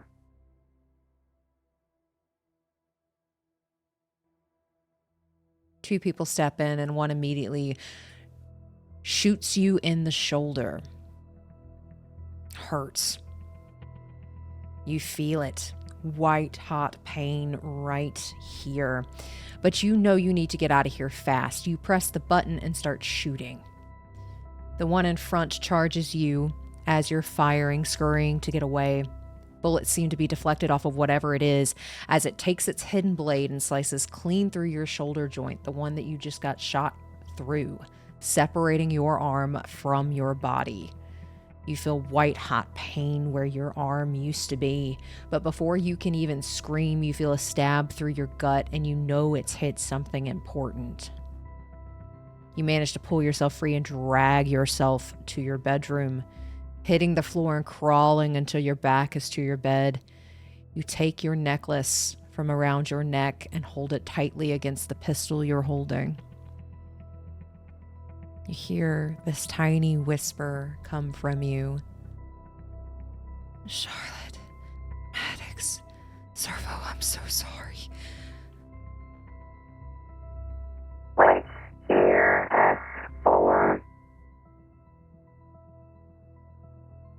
You hear slow click of heels as someone begins walking down the hallway to where you are. You quickly dial a number that you know by heart, and you see a picture of a man who looks similar to Lucas pop up in the left-hand corner of your vision. You don't know who this man is. But you hear Lucas say, "Hello?" "Hey, Liz, I'm sorry I didn't take you up on that offer. I should have. Keep an eye on my kids and Cerveau for me, will ya? I love..." You feel yourself weakly lift your pistol to the person in front of you as they raise their gun to shoot. Everything goes black and staticky and crinkly. I need you to roll a d6 for me.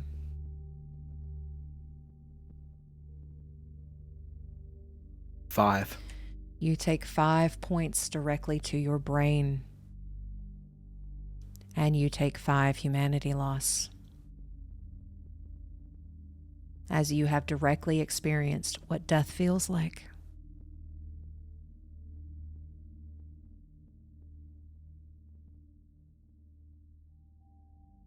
What is your humanity? 30. You're still at 3 or above. Just barely. 35 down to 30. The voice that I heard, could I tell it was coming from the feminine figure, but it sounded robotic like that? You can't see their faces, so you don't know. Roll me a deduction. But I saw 2. One looked robotic, one was feminine. Yes.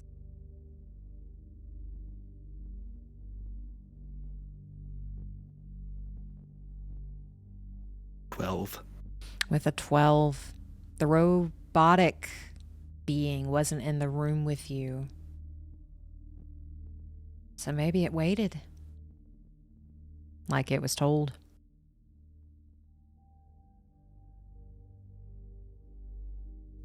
And as you take the BD off,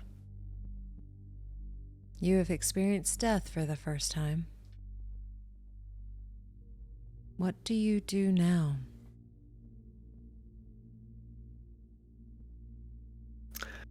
I think it would just fuel this like single-minded goal. So I would just start pouring through everything. Next, starting with what Lucas gave me, with whatever this string of numbers or characters is. Roll me a cryptography.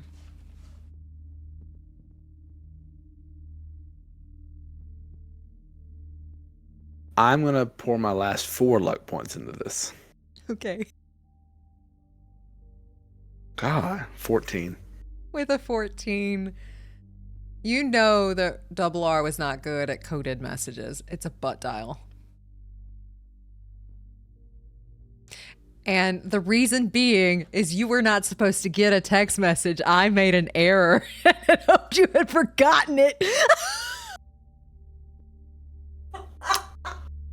So I just wasted my luck points on...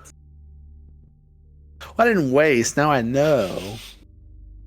What was the DV for finding that out? It did. I would have gotten a 10 without my luck points. Yeah, no, you No, were not it's all supposed to good. get a text message. You're only supposed to get a call. And I said you got a beep.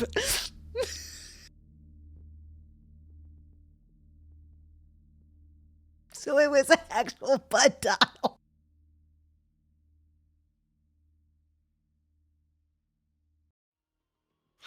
You villain. Man.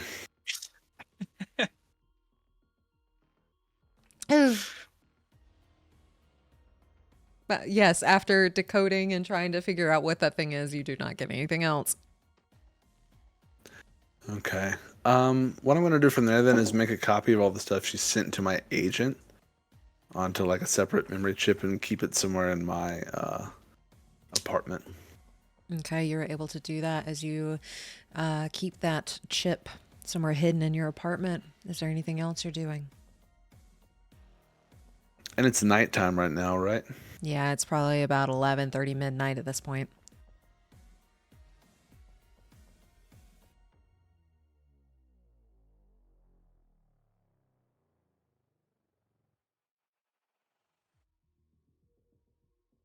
Hmm.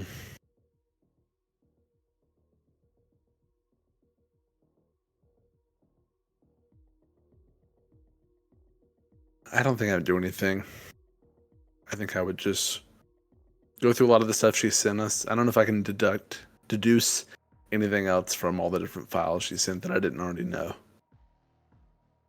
Roll me a deduction.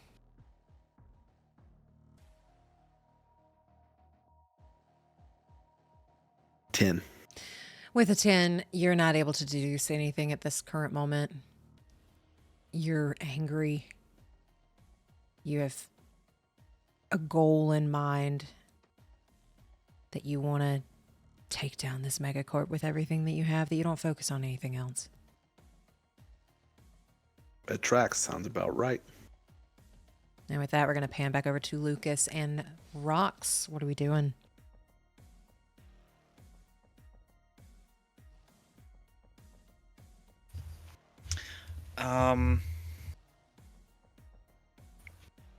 Yeah, I think just driving back, being very cautious on the drive back. Not slow, but just trying to make it I don't know, a smooth ride, I guess. And getting home, probably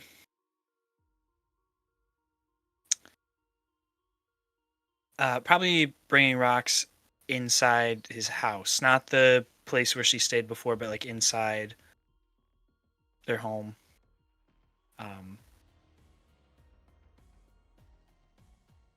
Into his room and sitting her down on the bed.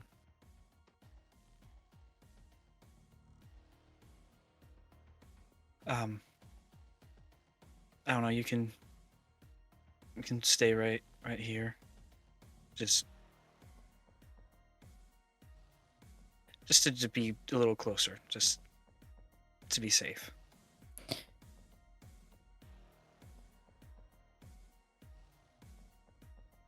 She just nods.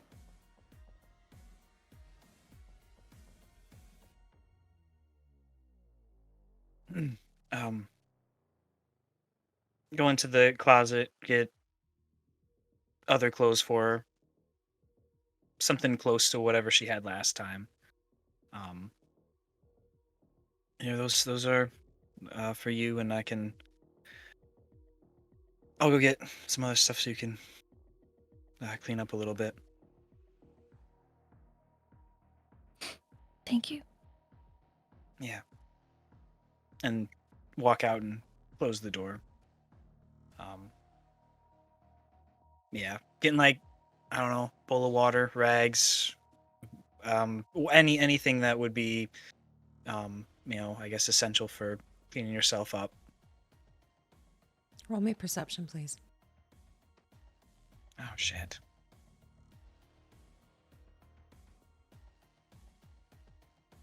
Uh, 16? As you were doing this, Max is at the counter, just watching. How does she look? She's just keeping an eye on you, drinking a cup of coffee this late. Doesn't say anything.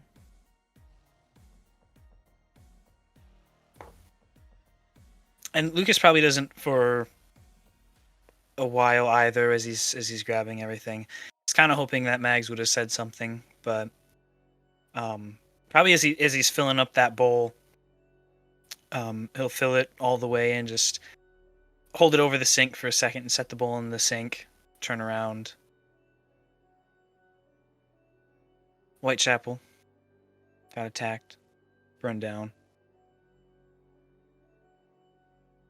Jax is gone. He was on a house call. As well as a fixer we used was targeted too, and she's gone. She gives a slow nod.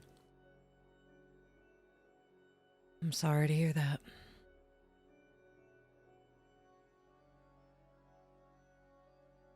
Does she look like, is she just stern? Is she just kind of cold, stoic when she says that? Or is there any sort of reaction? Roll me human perception.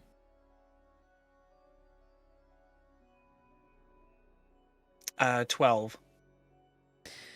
With a 12, she is sorry to hear that. You get the sense that her brain is now going into overdrive of what does the family do next? Who does the family go to now?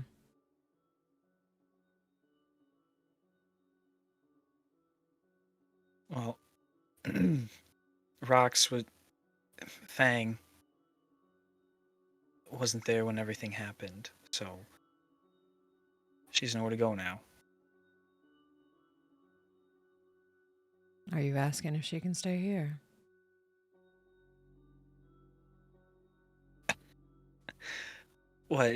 Do I have to ask?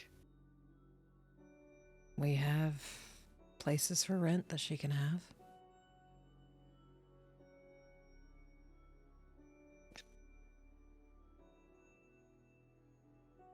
If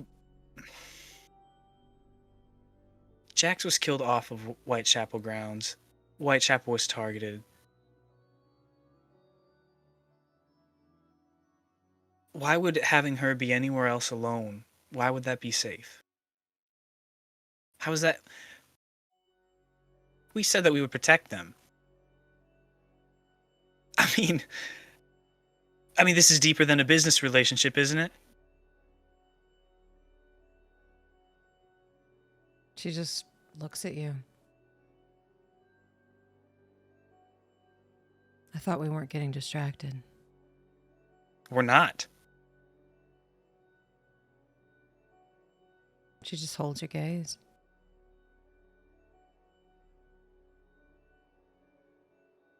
Okay. Business relationship. Isn't this bad? a place we would often go to, bring our own people to, gets hit, and what? And you just seem like you don't care. Seems like you got involved in something you shouldn't have gotten involved with.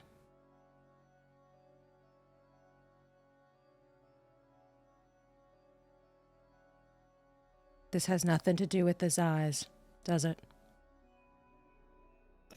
How the fuck should I know? I don't know yet. This just happened.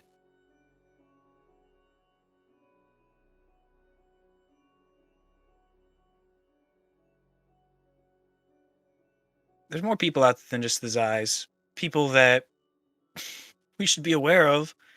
People that probably mean us harm. Tell that to your brother.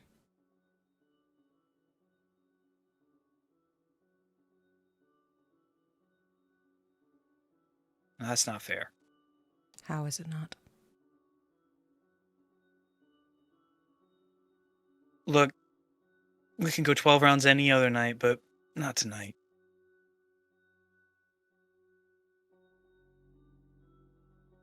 So you are distracted. She'll stand up and she'll leave. Where's she going? She just walks out the house.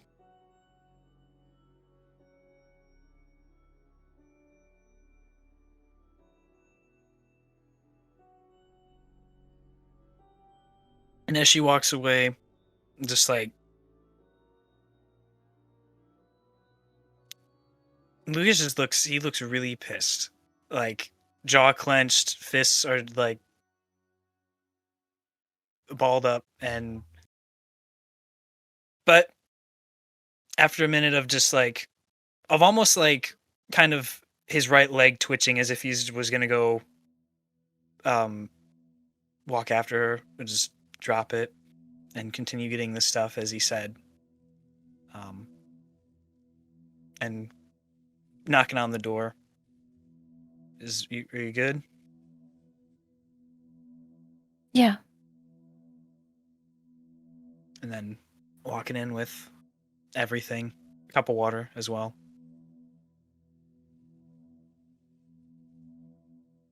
She takes the water and she sips on it.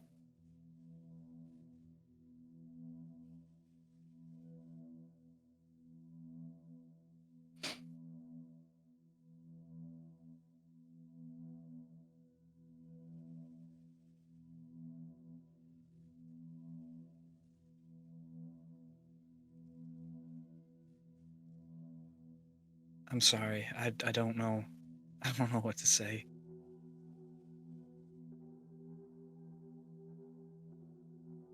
Neither do I.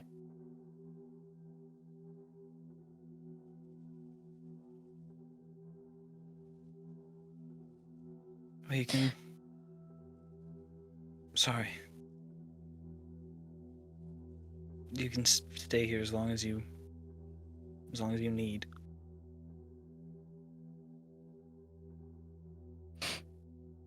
Thank you.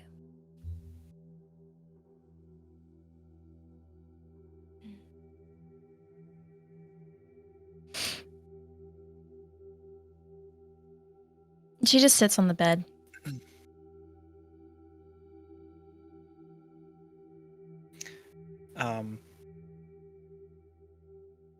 I think he'll walk out of the room,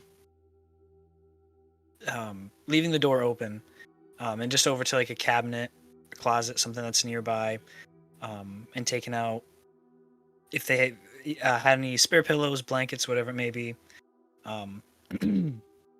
walking those back in, and throwing those on the floor. He's just kind of setting up another bed area there. I'll be right here.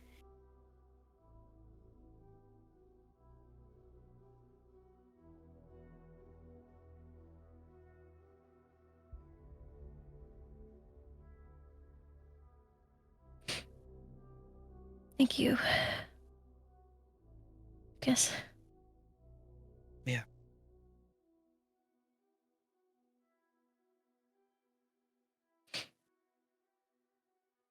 Hopefully this will be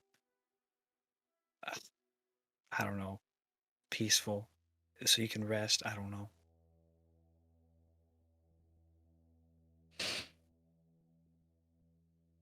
Oh,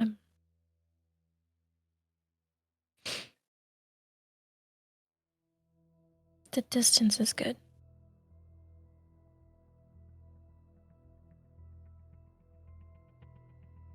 And he'll walk over to Rox and just kind of squat, so they're at eye level.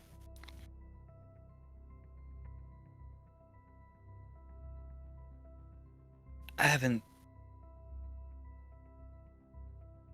don't always know what to do in these situations. If there's whatever you need, you just let me know. There is nothing I wouldn't do. And I mean that with everything. You tell me, you say the word, and it'll happen. She looks up at you and she's crying again. And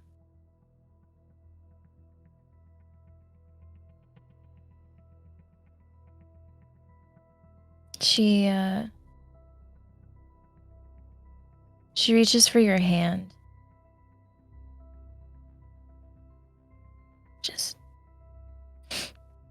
Just stay. I don't want to be alone. I'll be right here.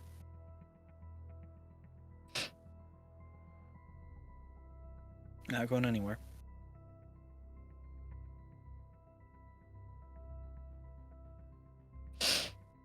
And he'll move and just sit next to her. Just bring her to a hug again and just sit there in silence unless she says anything else. No, she'll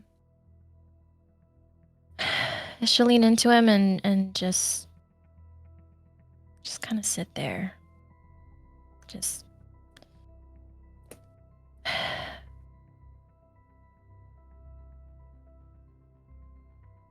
like her mind is going a million miles a minute, but also there's nothing going on at the same time. She's just silently crying.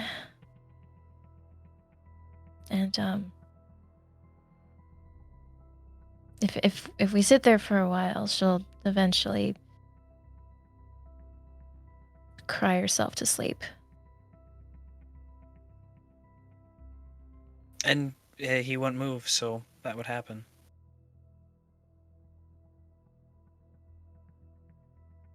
And with that, we're going to pan to Cerveau. Is there anything else you wanted to do with your evening?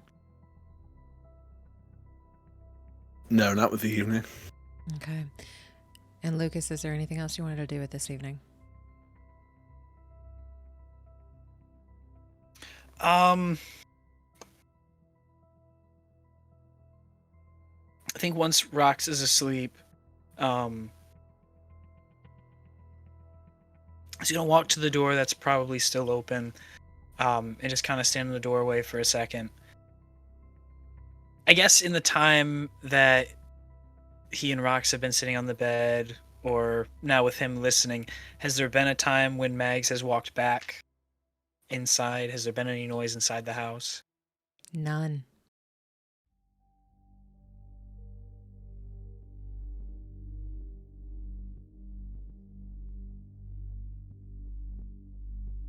Okay, they'll close the door.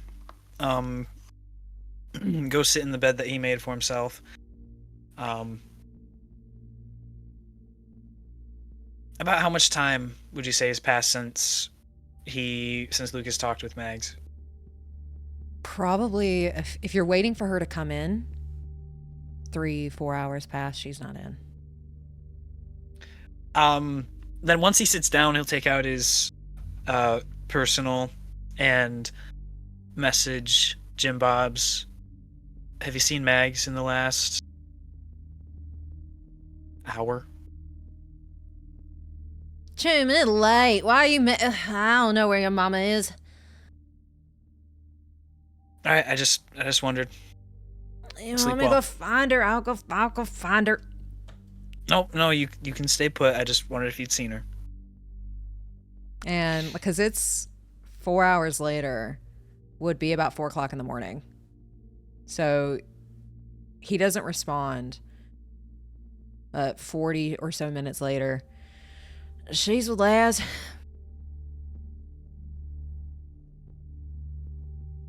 Thanks.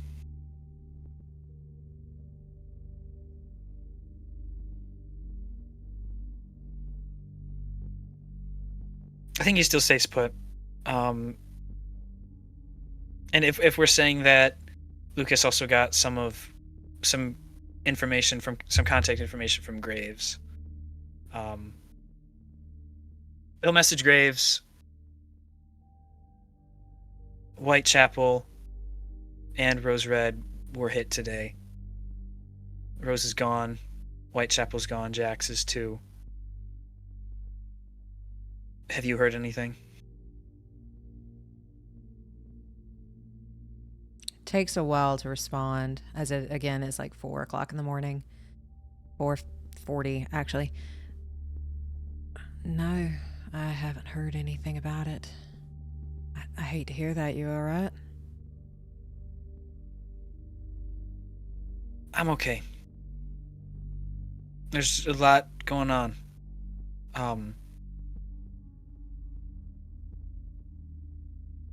I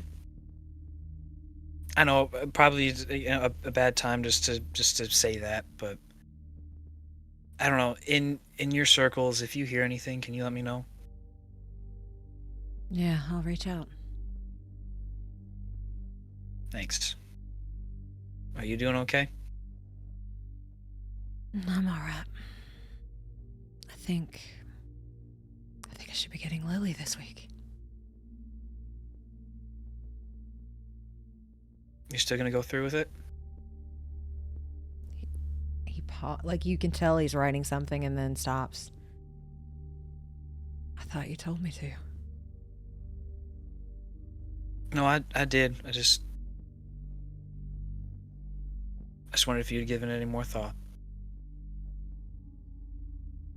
Well, after our discussion and you said you'd go for it too, I went for it.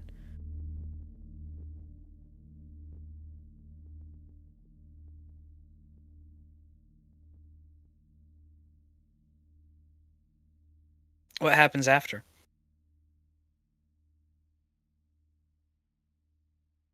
I don't know.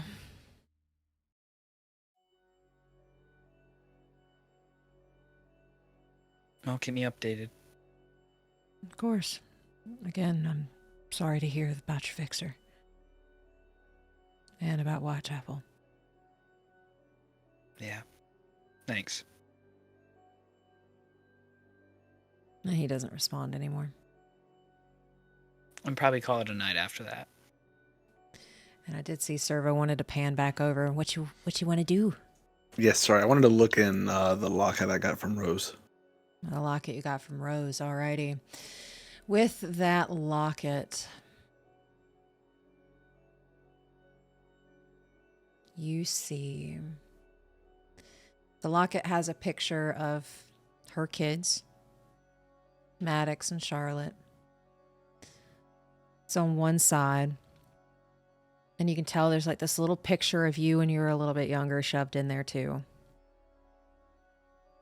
And then on the other side is her and a man in nomad leathers. Looks a lot like Lucas. Like a lot, or a passing resemblance? Lucas, where do you get your eyes from? Are they Mag's or are they someone else's?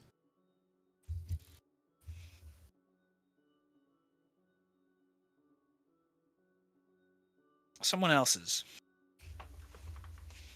They have the same hair color, but the eye and the same facial features, but the eye color is different.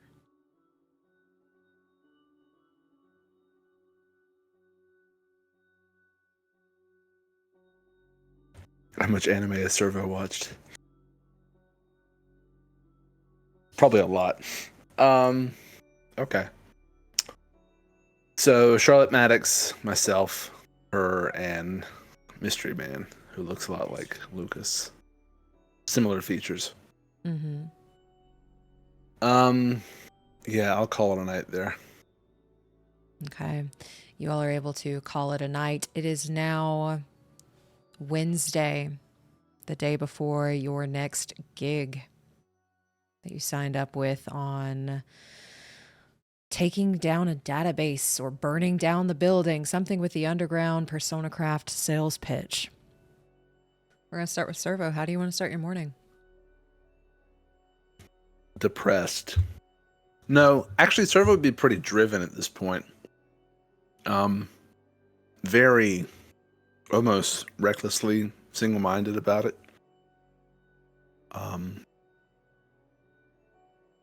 First, I would message Fang and Lucas and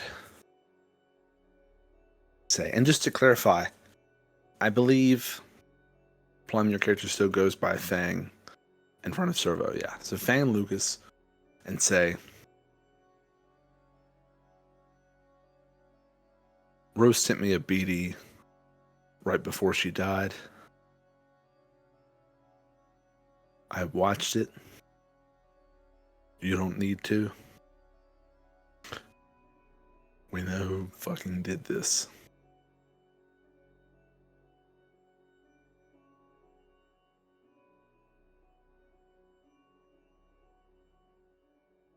How easy do you think this person is to find?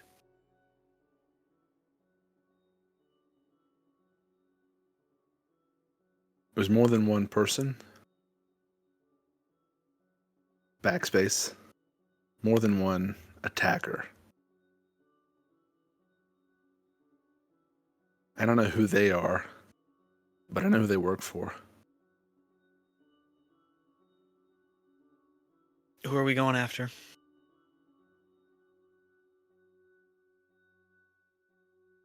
I'll just reply with PC.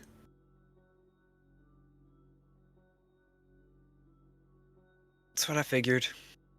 Anything else from any of the documents that she sent? Nothing I found yet. They were going for the bot.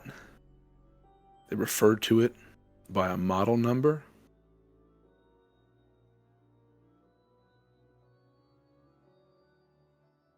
It was cold.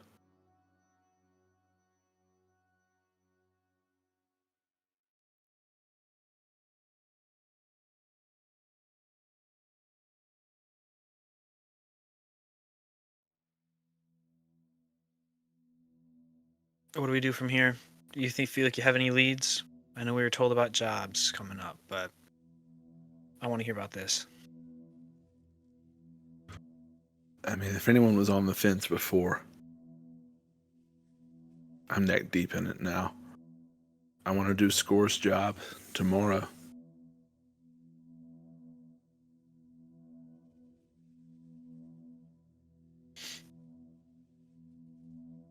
All right. Plan on tomorrow then.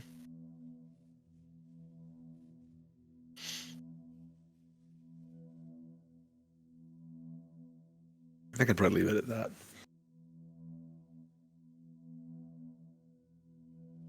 And just above table, just to be sure, we were all told of when and where, right? So we all know. Yep. Okay, good. And then I'm going to message Molly and just say,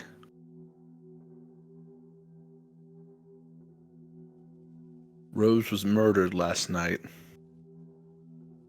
right after we met, or right after you left.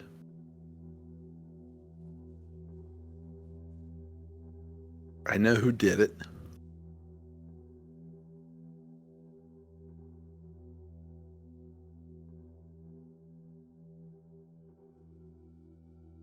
And I know what I need to do.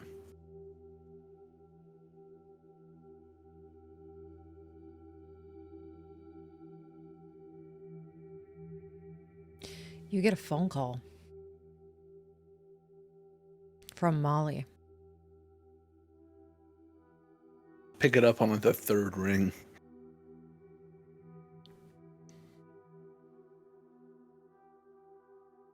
She sounds... Roll me a human perception.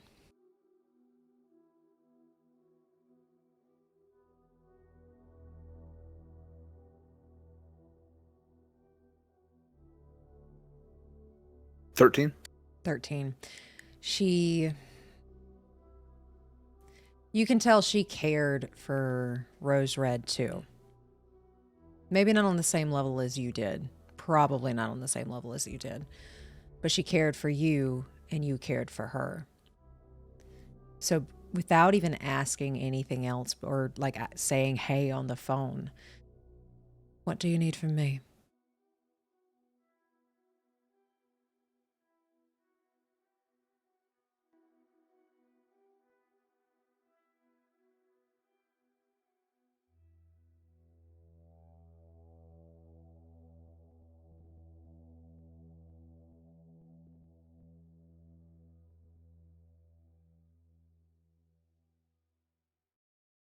I would reply,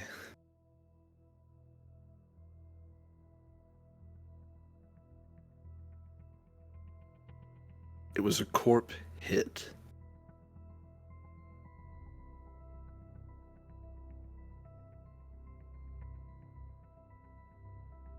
And as you're thinking of what to respond with, go ahead and roll me a perception. Okay. Just a normal perception. Normal perception. 9. With a 9, you hear people yelling in the background. Can't quite pick up what they're saying. But she does, like, you could tell she puts her hand over the phone's microphone.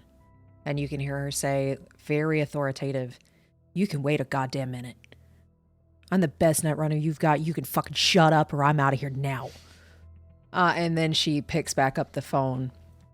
And you still hear people yelling behind her as it sounds like she's walking.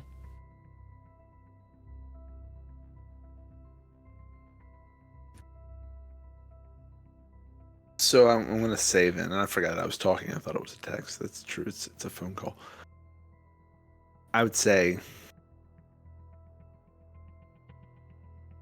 it was a corp hit.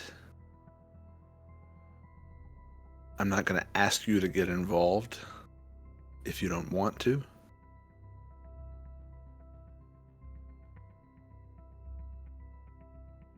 But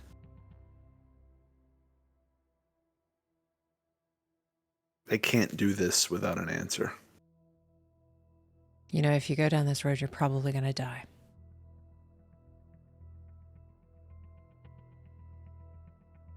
I don't plan to. You will most likely die. It's how the odds go when you go against a Megacorp like this. Yeah, I'm not really much one for odds. I mean, what else am I supposed to do? I'll be there in 10. And she hangs up. Beware. Okay. Well, I guess I'll wait here. And within 10 minutes, she does arrive to your doorway. And you hear a... Do you have a peephole? Do you have a peephole? I probably have a camera, is what my guess would be. Cerveau has, I'm not a techie, but I am a net runner, so. What do you think? Is that fair? I think that's fair. Yeah. So I would look and make sure it was her. She is sopping wet standing at your door. Is it raining? No. I'll open it. Come on in. I think I got a towel or like an old hoodie or something around here. She just nods. I'll try to find one and give it to her. Roll me a concentration check, please. 15. With a 15, Molly net runs in ice baths. Yeah, I'm still trying to get her a towel, though. But that's a good point. I didn't think about that. You are able to find her a towel at your house. I'm not going to make you roll for your own towel. I thought you were like, where do I keep the towels? Oh no, they're wet in the washing machine. You been working? Something like that.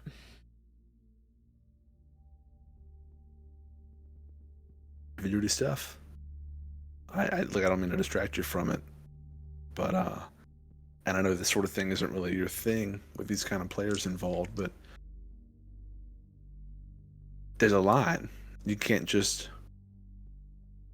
walk up in someone's home and kill them in cold blood. What do you think they're going to do to you? That's the thing. I can sit here and do nothing, and they'll probably try it. Or I can try to do something about it. Or you could back the fuck off and you'll actually have a life to live. Man, I'll think about it every day. At least you're alive to do it. Yeah. I don't know. Doesn't seem like something I want to live with, though.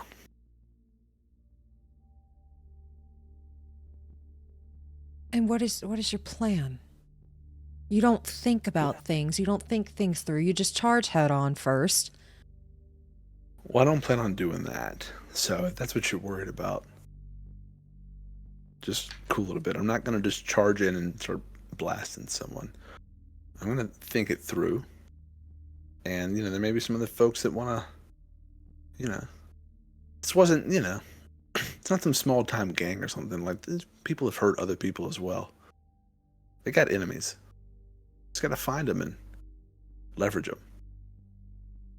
And what if they are the whole friend or enemy of my enemy is my friend thing? What if that doesn't work out for you? What if you end up chump change to one of these people that you try to turn on a Megacorp?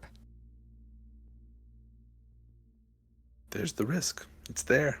Nothing's risk-free. No, nothing's risk-free, but this is like a 99.9% percentile. Like, I'm not inviting you into it if you don't want to. I'm not trying to strong-arm you. I just wanted to tell you, I know you worked with Rose a little bit. So, I just feel like you should know. It's not like Rose did something to piss him off. Who knows? Maybe they're just tying up loose ends. And who knows who the next loose end is? You could be trying to live a quiet life. But if you get, pointed out as a loose end, doesn't matter. And why are you trying to make yourself a loose end? I've done jobs. I've worked with her. What do they come after me next? What if you just lay low? I cared for Rose too. But just because you care for somebody doesn't mean you have to go risk your life for them. I guess it's just where you and I are different.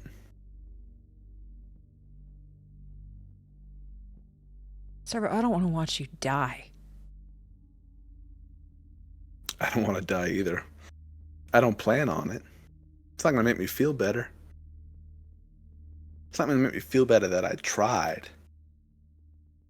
What would make you feel better? Dying and getting the big leagues and having your name plastered on something? I don't know if it's about the name. This wouldn't be about the name. This sort of thing, after what they did, this sort of thing, the only person I need to know who did it is them right before I kill them. Just cut the head off. And when you cut the head off of somebody, you just create a power vacuum and somebody just takes their place. You know the cycle never ends. So we just do nothing then? If it means keeping our life, then yes. I guess we have a different view of life then.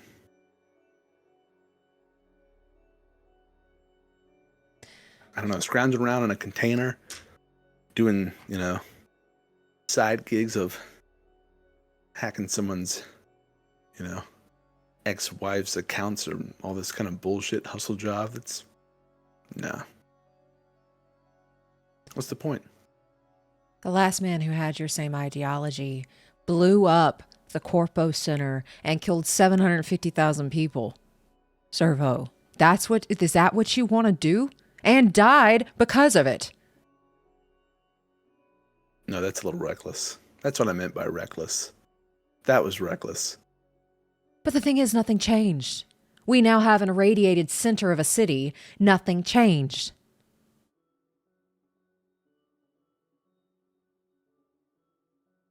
You know, I suppose you're right then.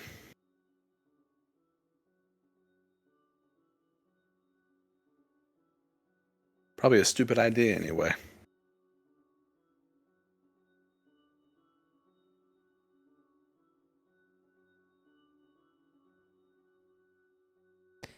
What do you want from me? I just wanted to tell you. Just wanted to tell you what happened to Rose. And that you're going to get yourself killed for. No. Like you said, it's risky. Probably a bad idea.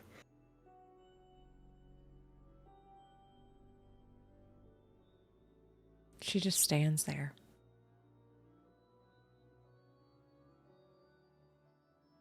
Because you have had this conversation before. In an obvious subject change, I'll just be like, so, what did I pull you away from?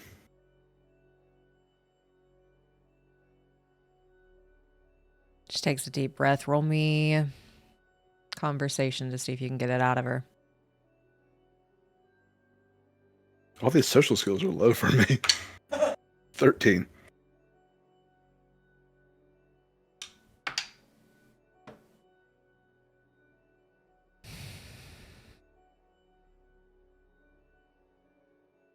Guess I'm just a hypocrite in a different way.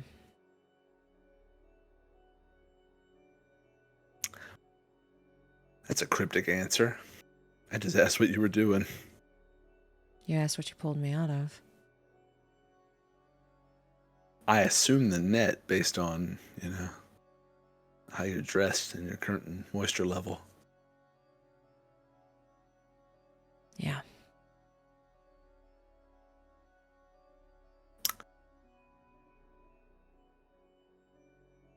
More work with the VDBs? Yeah.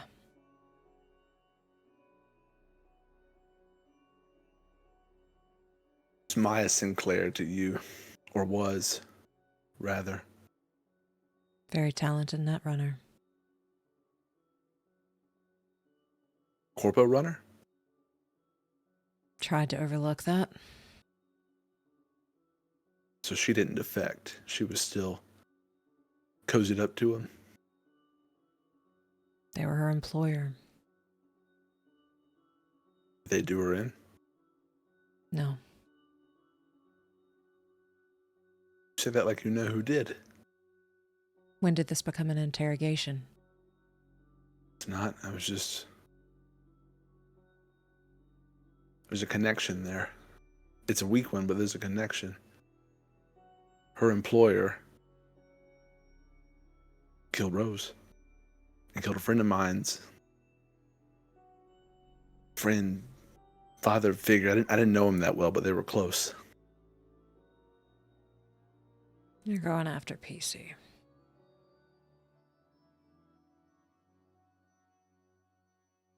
Does that change your mind about anything? No. Well, I just thought it was interesting that one of the runners made the news for winding up dead. Like you said, people die all the time in that city, so it's not often newsworthy. People were trying to find her. You were trying to find her? Saw you that night at Luna Noir. You saw me. I was trying to buy her services. There's a difference. I wasn't meaning to imply you were trying to take her out, but you had an interest in her. Very talented net runner.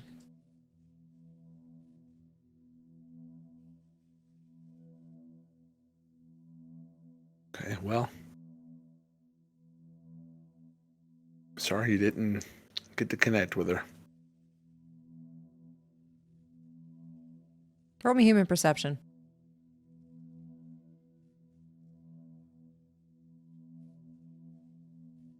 $12. You get a hint of a wince.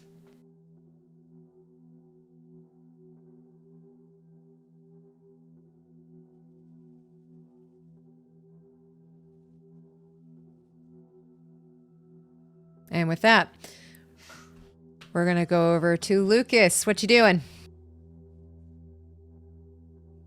We're gonna be waking up early. Kind of setting things up in the morning as Rox did yesterday morning. Just like breakfast stuff and whatnot, but bringing everything to her, not setting it up out on the table. But also keeping an eye out or an ear open to see if he sees or hears Mags in the house as well. Roll me a perception check.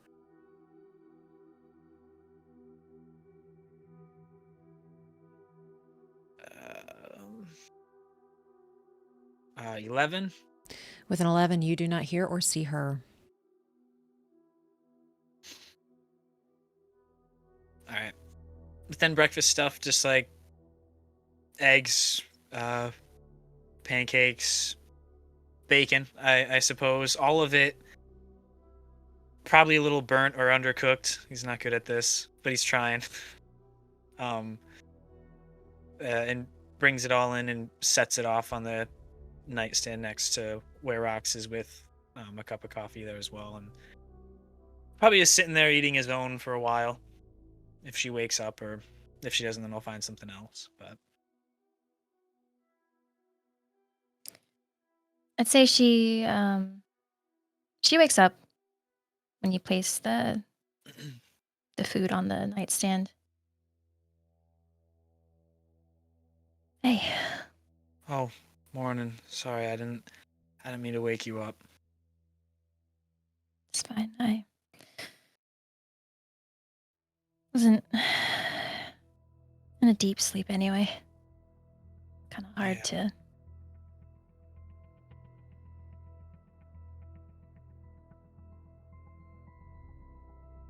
Well, I made you that stuff. I wasn't sure how you liked your eggs scrambled over medium or black by the look of it. So Black is fine. oh, good. Then I'll sit down and by where his bed was and start eating his. And she picks up the coffee.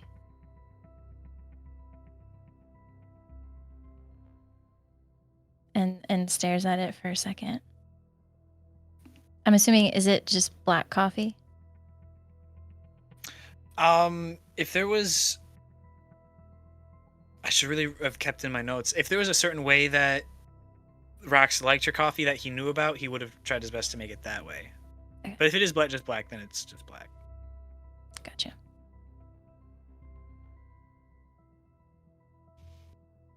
You know, Jax would make me coffee every morning.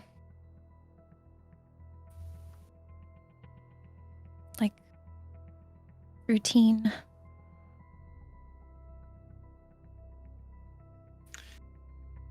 He was one of the best people. He was. He would always tell me I was his greatest gift.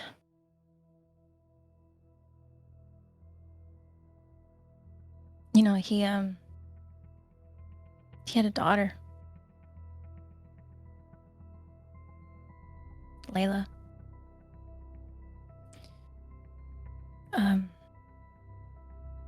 His wife had complications and died shortly after Layla was born. And Layla was born sick. She died when she was 10. But he still called me his greatest gift. And I think I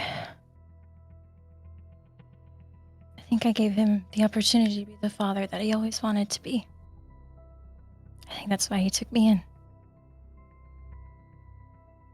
And she's staring at that coffee. Her eyes start to well up.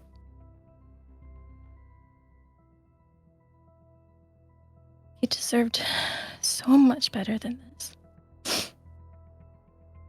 He was too good for the city. And the city knew it and took him from me. They took him from me. And I'm gonna take them apart for it. Piece by fucking piece. Because I can't let this go. He deserves justice. I get it. You're absolutely right.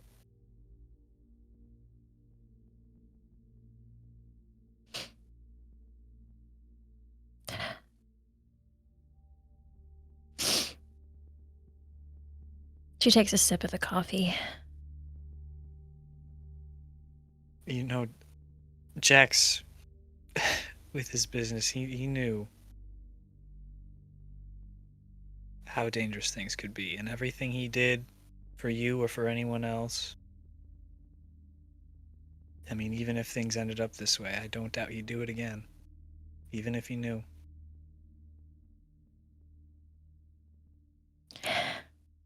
He cared for so many people. He cared about you immensely. I don't think anyone ever questioned the love that he had to give.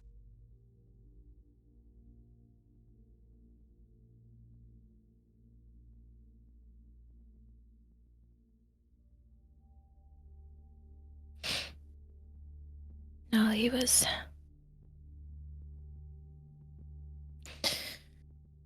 just good.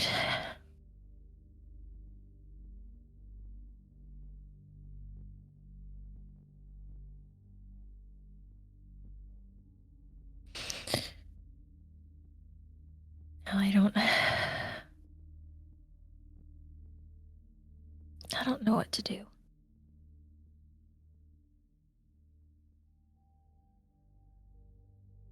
Where to start?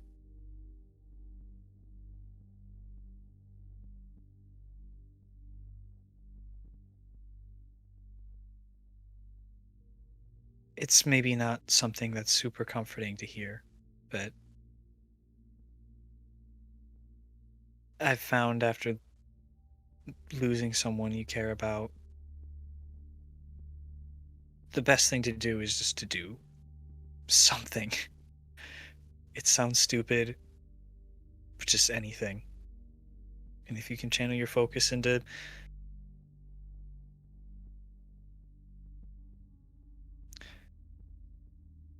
fighting for him, then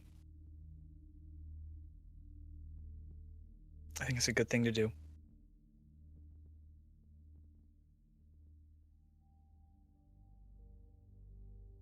She sits on that.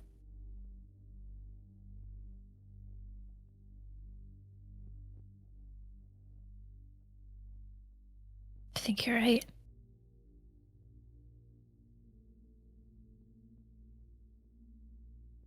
That was actually kind of comforting. I'm glad it was.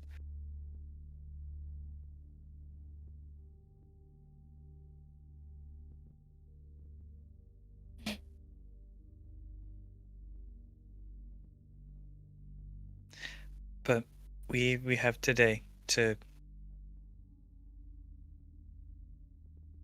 lay low if you want. I don't know. I don't know what you want to do. I don't know either. I have nothing. Sever everything I had on me. I have nothing. I don't know where to go. I don't know what to do.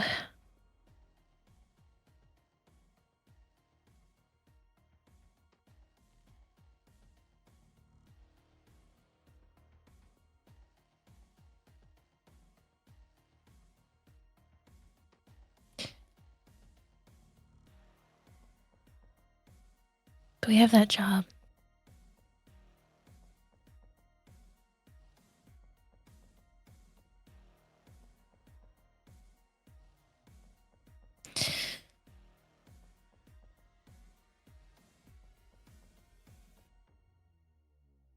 And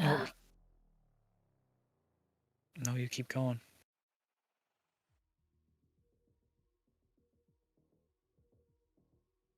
I want to make it hurt.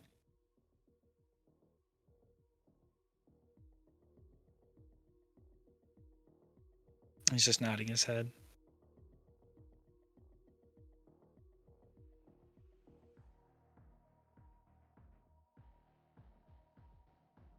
We'll find him. Sounded like Cerveau had a... Sounds like he knows who. And we just have to figure out the when and how. Yeah.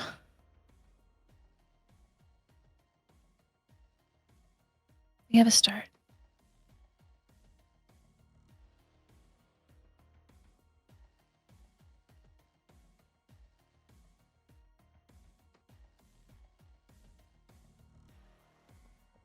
She takes a bite of the burnt eggs. And with that, we're going to pan to Cerveau. Still in the middle of that conversation with Molly.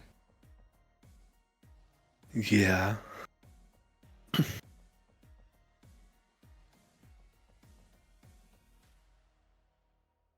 So, I won't pry anymore on what you're up to. I didn't let you know about Rose or try to recruit you or anything. Thought you might want to know. She nods. I'll see what I can find behind the wall. And she will turn around and leave.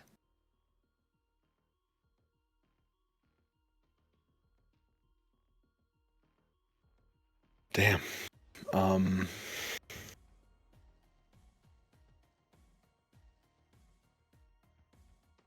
Okay, I won't try to stop her, but I'll let that line sink in for a minute. And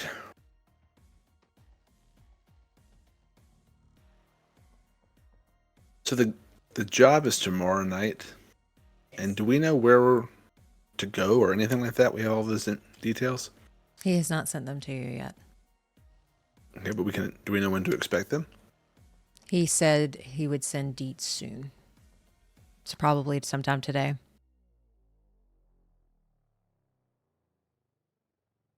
Okay. I will, I'm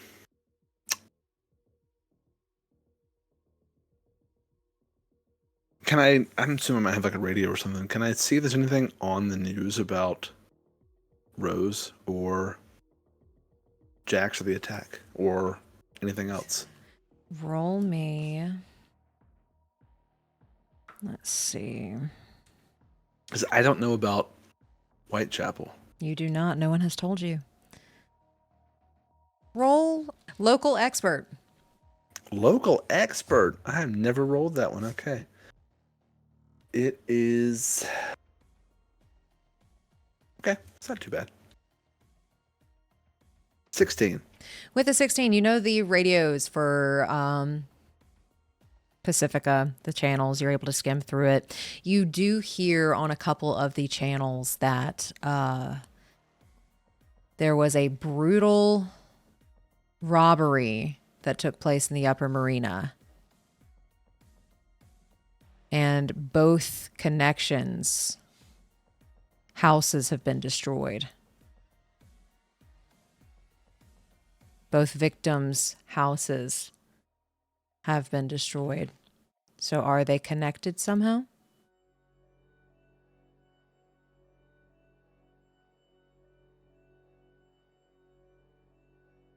I didn't get Charlotte Maddox deeds, did I? Just gave him my number. You just gave them your number. Yeah. I don't have a way to contact. I wouldn't happen to know where that home is, would I? You've been to it once. Roll me concentration. I'm going to add 0 luck points because I'm out. A crit success. 25. 25. You remember it is in Westbrook. A little bit on the nicer side of Westbrook. Double R made a lot of money being a media. The apartment that she had was a business office. Her house was in Westbrook. Grabbing my pistol, going out the door. Heading there. On the way, I'm going to message just Fang. Solo text and just say, I just heard about Whitechapel. Are you okay?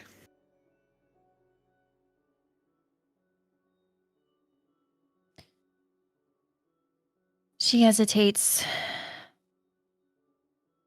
No. But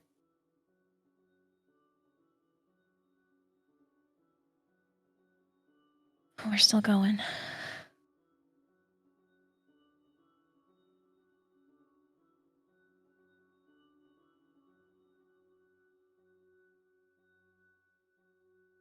And I'll reply.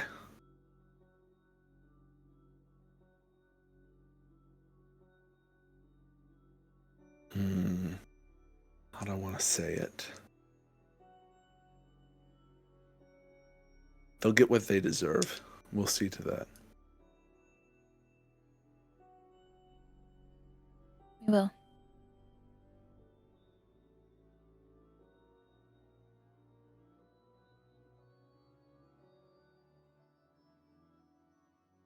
And I'll head to that address. Okay. And within the next 30 minutes or so, you managed to make it to that address. There's nothing there. Burnt down from something that burns extremely hot.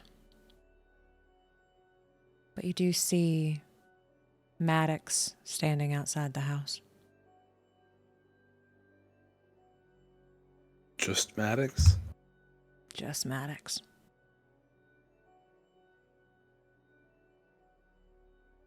Just walk up and say,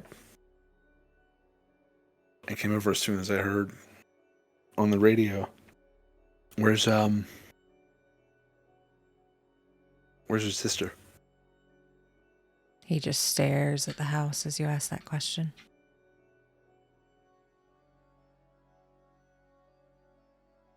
Fuck.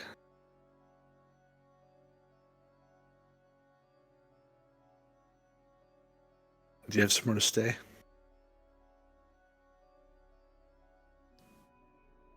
What did I do wrong? You didn't do anything wrong, and your mom didn't either. Neither did Charlotte. I must have made someone angry, right? You can make someone angry, but it doesn't mean you did something wrong. You can't control how other people feel. But they don't get to do this and get away with it. I'm not trying to pull you into anything, but I'm letting you know. What little comfort that might provide, there will be an answer. But I must have done something wrong. He's just staring at the house.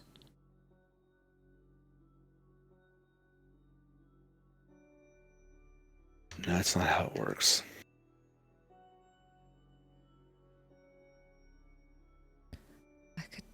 I could go to Dad's. Dad's still here. I don't really like Dad too much. Where's he at? I haven't asked. Probably with his new input, output, both.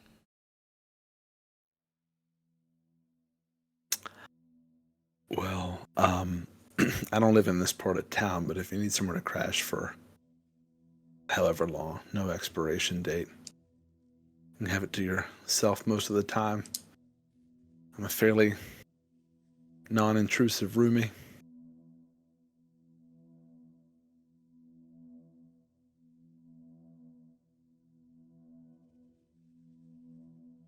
And what if I bring death to your doorstep too?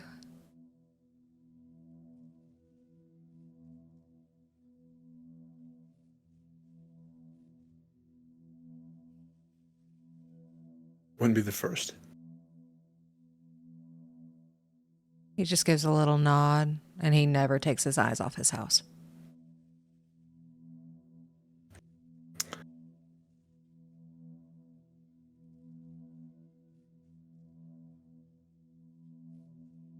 Did you see it happen, or did you come back to it like this? I came back to it like this. I went to talk to Detective Jesse.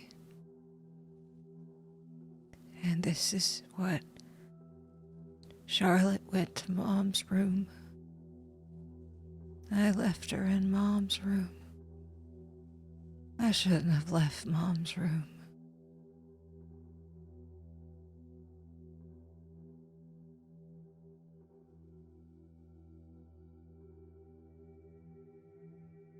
Can't blame yourself for it. You didn't do anything here. Blaming yourself takes it off of the people who actually did this. He nods. So don't give them that out. And he'll look at you for the first time. And the kid looks, 16-year-old boy, looks ragged, haggard. He's about as tall as you, though, already. What do I do now?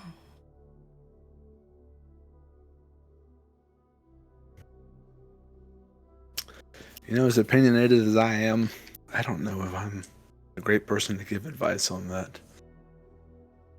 Because I'm about to do some really reckless shit. He just nods.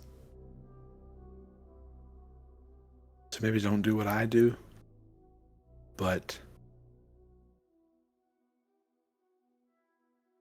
I don't know. All I can do is tell you I'm going to do something about it, and if you need a place to stay, you got one.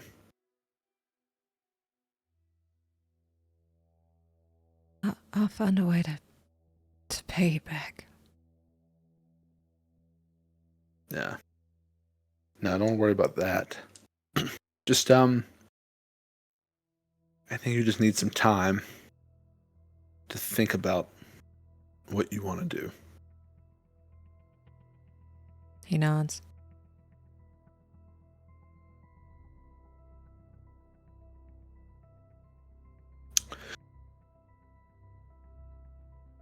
I will give him my address. See if you want to go.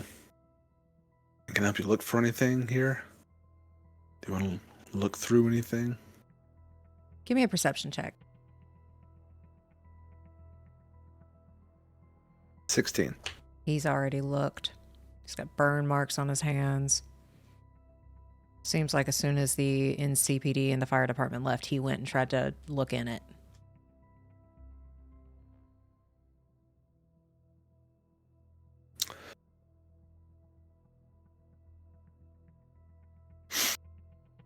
Well, I'm a little ways away, but if you want to go back together, we can. Give my address. I don't have a car or anything. He holds out a pair of keys. You can have mine. I'm not gonna take your car from you. I appreciate it. That seems beyond wrong. Well, if you drive me home. And he looks like he can't quite muster out the words. Then you can have it. You might need it. Then leave it for me whenever you don't. Okay. Yeah, where are we going? He just looks at you. Okay, Pacifica it is. Whenever you're ready. He nods and he gets in the passenger seat. And he just stares at his dashboard. I will head back home. And with that, we're going to pan back to Lucas and Fang. What are you two doing?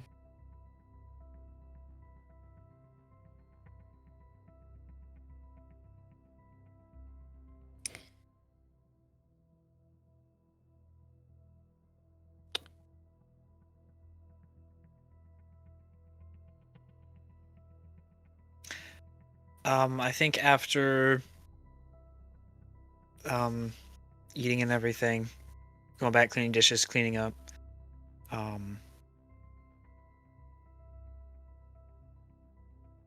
Lucas will walk back in his room. I don't exactly know what I would find, but I think I just want to look at Reds one more time, since I might have a bit more time, just to see if I can pick up anything else. I probably won't, but it's doing something, and hopefully it'll be productive, but unless you had something on your mind.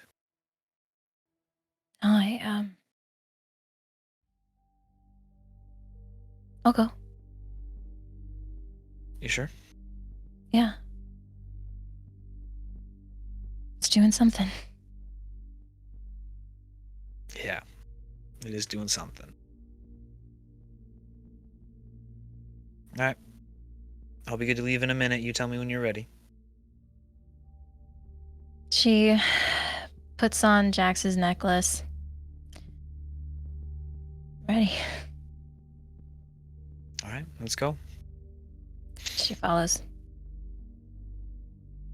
And back into the cannonball and going back to Rose's for a little bit. It takes about an hour to get there, but you are able to get there. No one stops you or anything. Everything's kind of gone back to the way it was before as you all make it to Rose Red's. So obviously the bodies are gone. I mean, have things been cleaned up? Or does it still look as is, just without the bodies? It's pretty much as is without the bodies, but there's a bunch of caution tape, police tape. And it is sectioned off. Okay, I'm just gonna duck the tape then and walk in. And as you walk in, you see JD with his notepad, and he turns back to you. There's police tape there for a reason. Yeah.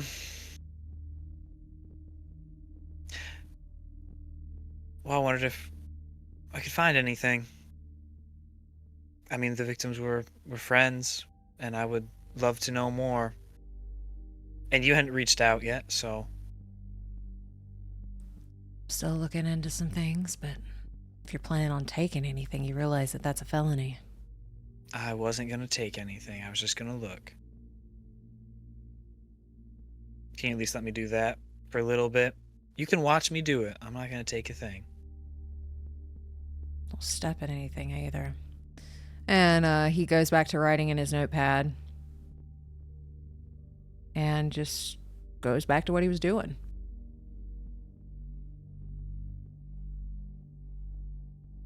And then they'll walk up back to where Red's apartment was, and Oh, he's in it.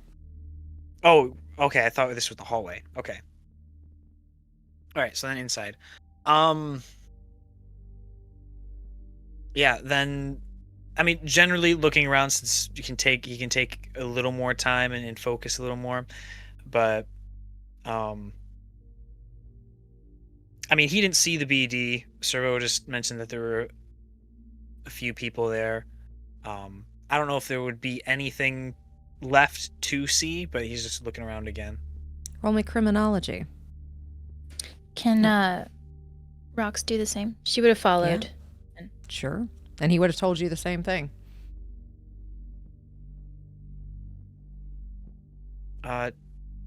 12. 16.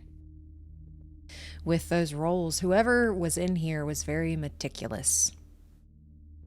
You don't find anything extra. The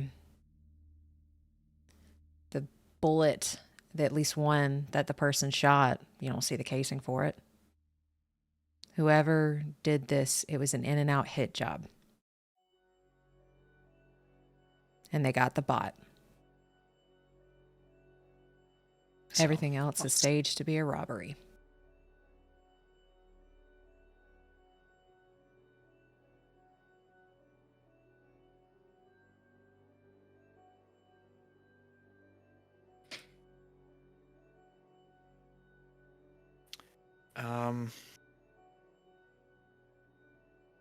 Probably walk back down to JD. There was a Ripper Dog place burnt up last night. You hear anything about that? Yeah, trying to figure out what that has to do anything. Because the 2 kids' house burned down too. When was that? Got notifications that they got called out 30 minutes within each other. Shit. Any survivors? The boy.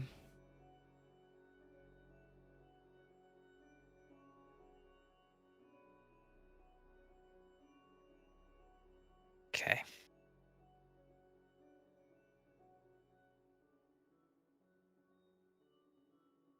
Have you seen anything like this before? Anything recent?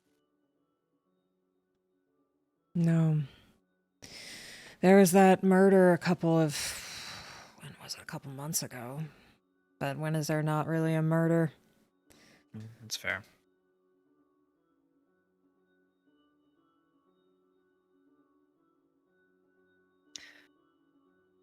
I don't know. The 2 people killed were friends. Yeah, just was hoping to find any more. Well, we had the time to. He takes a deep breath, pulls out another cigarette, and lights it and takes another long drag from it. I get it.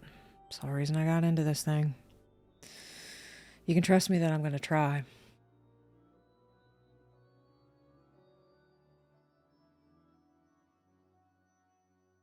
I guess I'll try and believe that. I know badges don't make for much.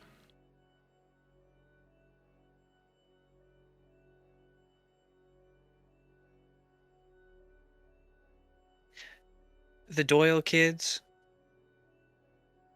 I mean, you asked if I was one, and I mean, you are, right? If I remember your name. Yep.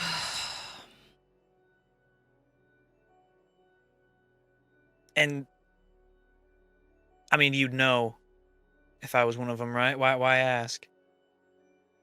I think I've got 10 half brothers and sisters at this point. Just thought you might be added to the tally. Archer Doyle was a slut. Was. Yeah, he died last year. Good fucking riddance.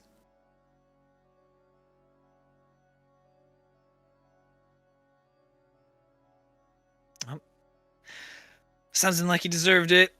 Or at least no one's missing him. I don't think anybody is.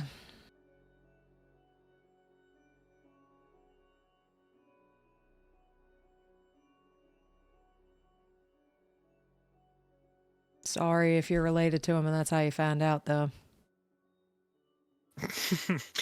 Well, if there is a relation, I didn't know about it, but I doubt there is. This is a stranger to me. I'm sorry that you were. Nah. Yeah.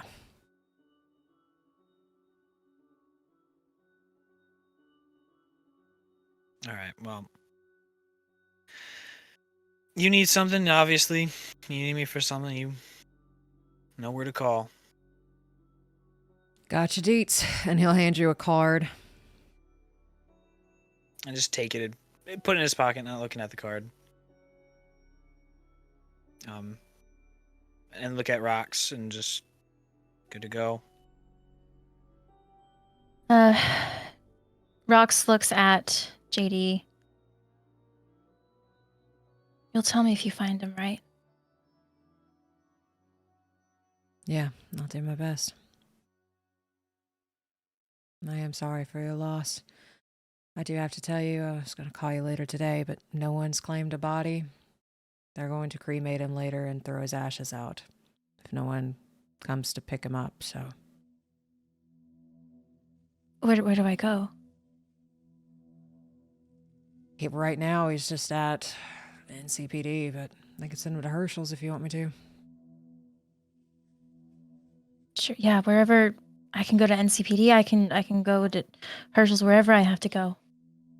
I wouldn't go to NCPD. Just go to Herschel's. I'll have him send him that way. Okay. Let's go. She looks at Lucas. All right. And, Luke, you might want to, just for sanity's sake, take a DNA test. They have all that heredity bullshit now.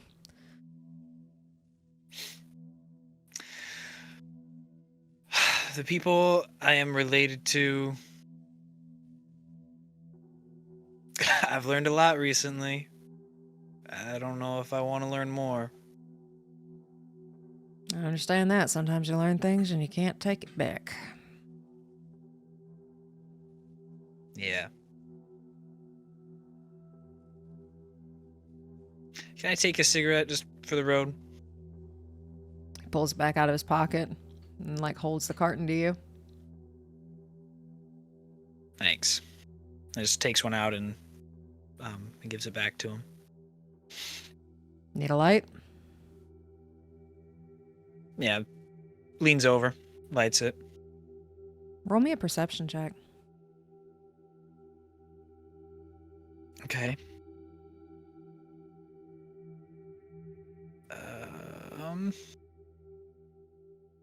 15. Do you have any scars on your, arms? Probably a few, none significant, but some exist. Did you get any of them when you were little? Yeah. As he lights it with a 15 you pick up, he has the same exact one.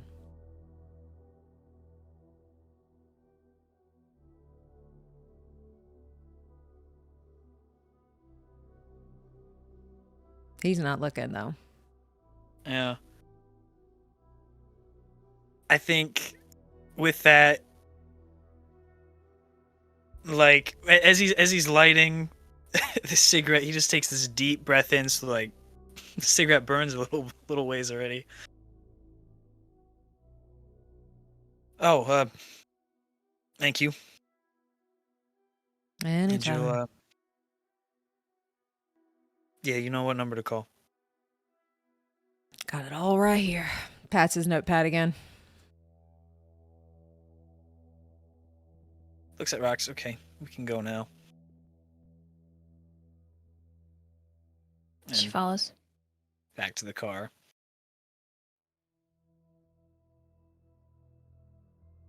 I mean, okay, rocks. It's been a hell of a.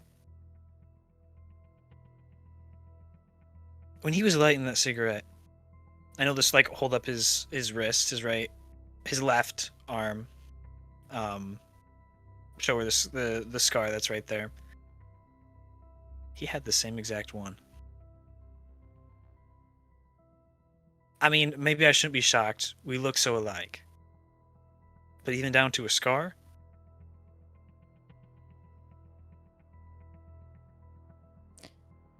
What are you thinking? I don't know what I'm thinking. I don't want to be thinking about this shit. That's him?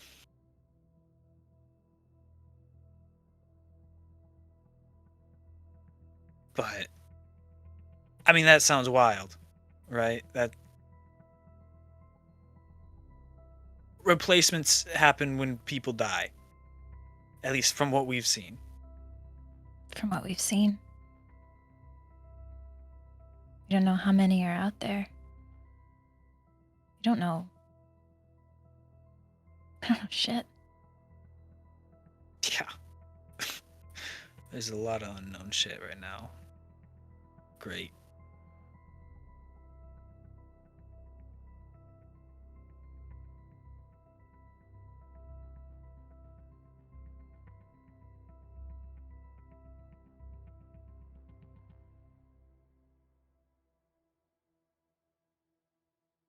I mean, I wondered. I mean, the mannerisms, the cigarettes being the same, I wasn't sure. But I don't know, coincidences, but a scar? I don't know.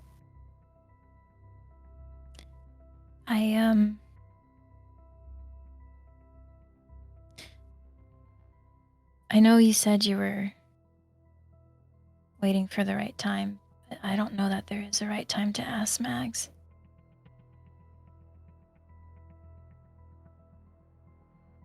Maybe not, but maybe there's not a right time, but there might be times that are better than others. I don't think I'd get much in the way of answers from her right now. Last time we talked, it was a little bit of a scuffle. But I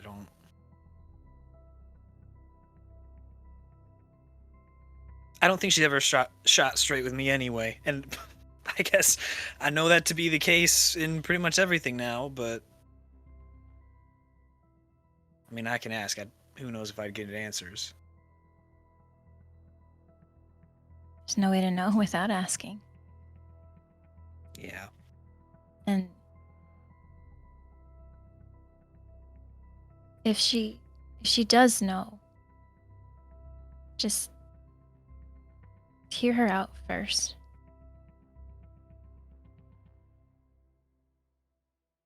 And try to understand it.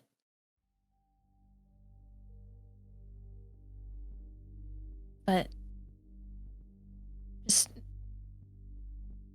no matter what she says, just remember who you are right now. She takes his hand. Here, with me. Your experiences, your feelings, they're real and they belong to you.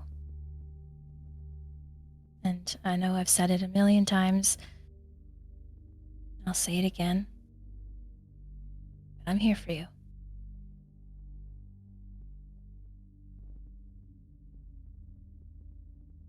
He has like a quick flicker of a smile and just looks towards the ground. It just gives a pretty tame little chuckle, but then looks back up. You're much better at this than I am.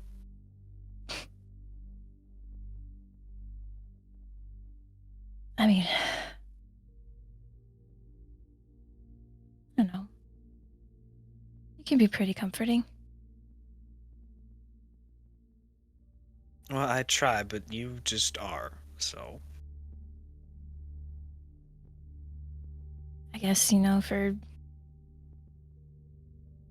being two of the most fucked up people in this city, you learn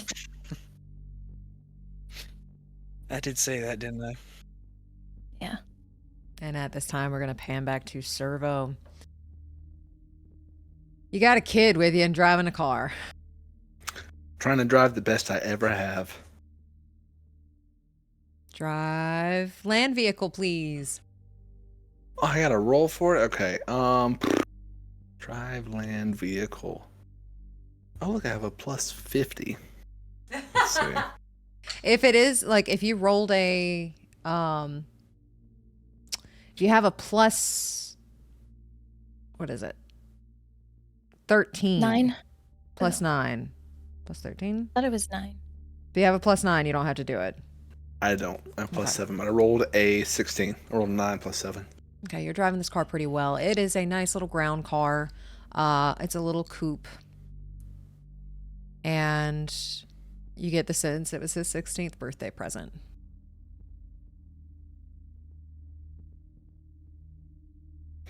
You ever been to Pacifica? You're not missing a whole lot. Well, there's no obligation tied up in any of this. I just wanted to give you a safe spot to collect your thoughts. Thanks. Thanks for coming for me. I mean, as soon as I heard, I had to. Your mom did a lot for me when I was younger than you, so paying it forward. Yeah, she talked about you every once in a while. Yeah, she was great. She was all business, no bullshit, but she had a heart. That's Mom. Why didn't you come over to any holiday dinners? I know you came to one, but I don't know. I mean, kind of stuff's for family, right? I think she considered you part of it.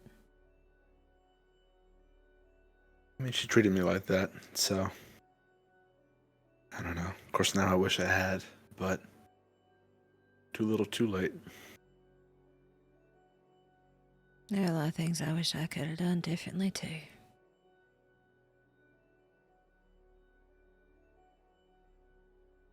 Well, I mean, wasn't the time to go getting all optimistic or anything, but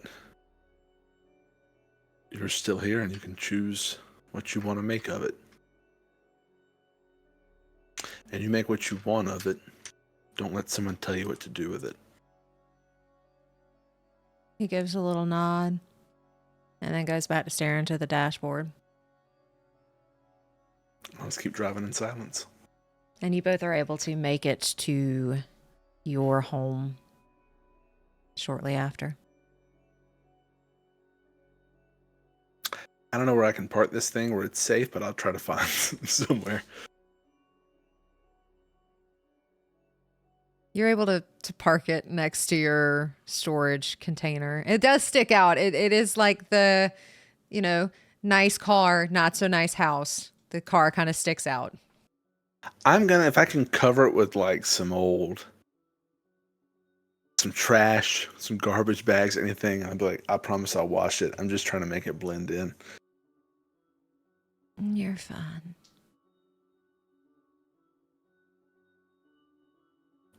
But yeah, this is the place. It's not much to look at inside or outside, but it's somewhere for now. Do you like living here? Yeah, it's not so bad. I mean, got everything I need. Relatively cheap. I don't spend a lot of time in, the meat space, so what's the point? He gives a little nod. And then goes back to staring off. I'll show him around the place and then just sort of give him some quiet time, some privacy. And he just finds a place on the floor, sits on it, brings his knees to his chest, and just holds them there. And if you're kind of giving him his space, you do hear like little muffled sobs that he's just trying to hold in as he's just buried his like face in his knees. Okay, I'm gonna leave him inside for a bit and just tell him I'll be right back and go out and try to find some sort of like street vendor or something to grab some food. You're able to do so. You know Pacifica well enough. You're able to find street food, whatever you're really looking for let's say 15 eddies. Man, street food's expensive. Are you looking for just you, or are you looking for or just him? No, or both for of you? both. Okay. Yeah. Now I'm gonna show up eating like, bet you're hungry, kid. Well, with both, I meant for just him or both of you. It would be 15. Yeah, no, eddies. both of us. Okay. And then I would just take it back and I would just sit it on the counter, not even, interrupt him. And at this time, you get a text message from Score. All of you get this. Let me go down. And he responds, "We heard about Rose. What can we do for you?"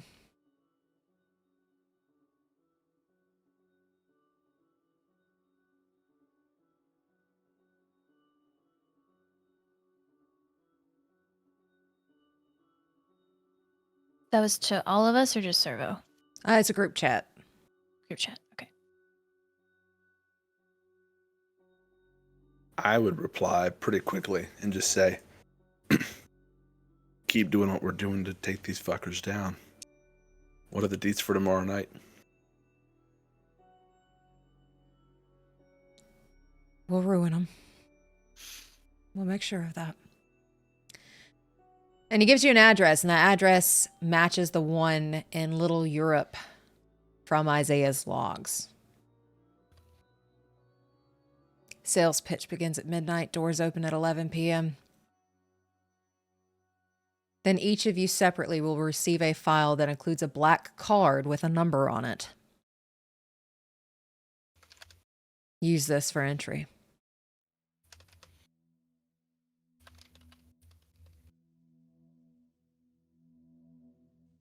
Wait, what did he give us?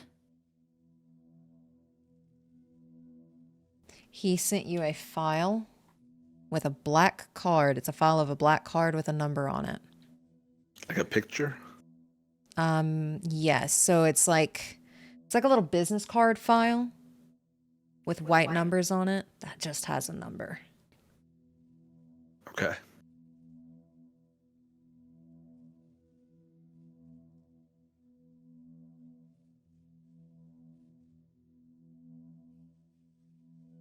Does he give us a time? Oh yeah, he did. Sorry. Midnight. But what time at midnight? He said doors open at 11 p.m. I know, I'm sorry.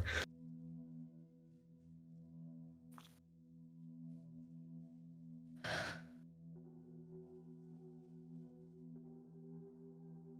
think Rox would text back. Just destroy the place?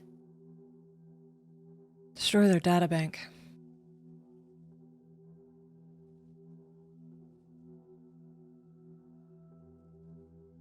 And I will say that that's going to be very difficult to get to.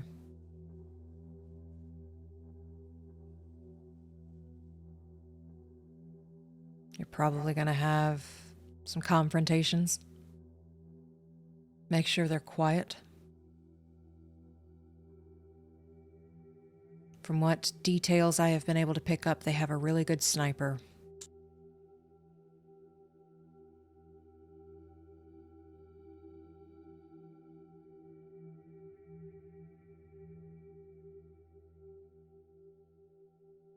I'm going to message back.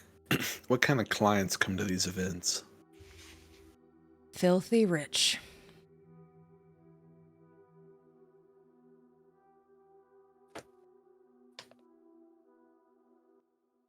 And then I'll message one more and say,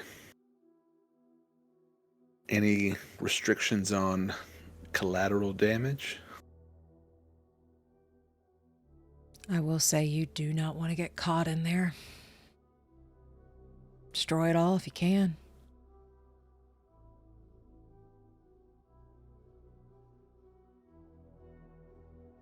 Shit, if you could take out Autumn Lawrence and Clarice Lawrence, go ahead and do that too. But that might be going too grand into things. I'm not meant for that.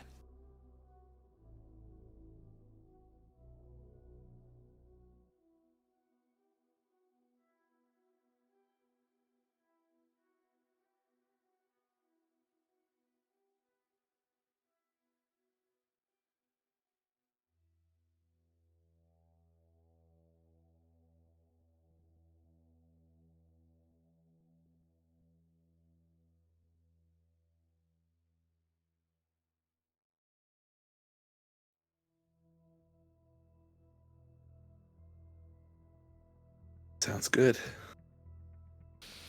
Good luck tomorrow.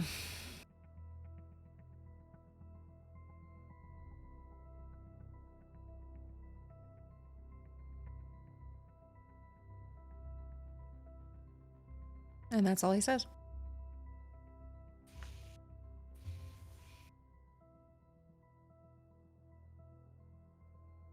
And with that, Cerveau, you had left your building I went back with the food. with the food. Okay. Yeah, I just wanted to get something to eat and bring it back to him. Gotcha. And with that, we'll pan over to Lucas and Rox. What are we doing? It was Herschel's that said that JD said the Yeah, he said Herschel's.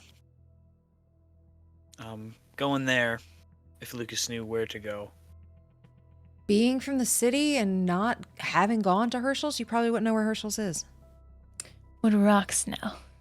Being a med tech, yes. You would know where Herschel's is. Herschel's is a crematorium located in the south section of the combat zone. It's a very small funeral home. She'll tell him where to go. We're following that direction. Okay. You all are able to get there. Again, very small. Looks like it is pretty minimal. Rox, you would know that this runs off of donations. If people can't afford to get their loved ones cremated, they will take on charity cases.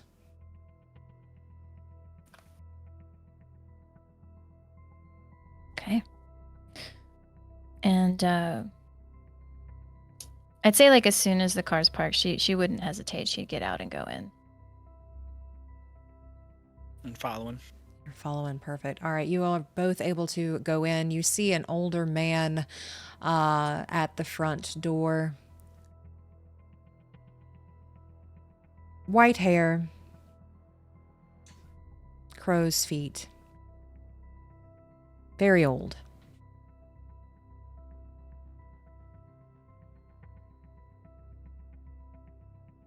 I am here to pick up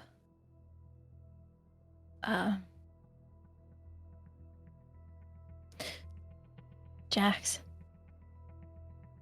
Ah, yes. JD called earlier and sent him this way. He's going through the crematory process right now. Okay. Can I wait? You are more than welcome to wait in the lobby. Thank you. And she finds a spot. I'm assuming I don't know how crowded it is. It's not very crowded in here. She'll kind of find a spot like in the corner.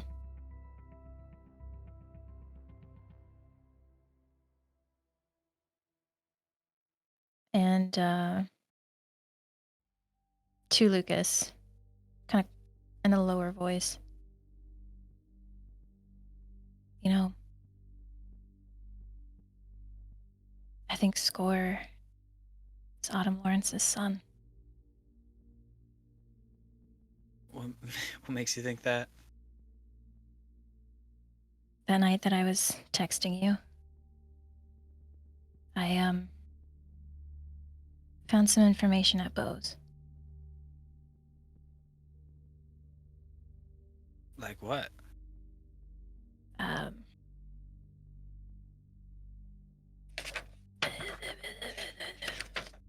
said Score's mother is a bitch. Clarice's bodyguard is a soldier type.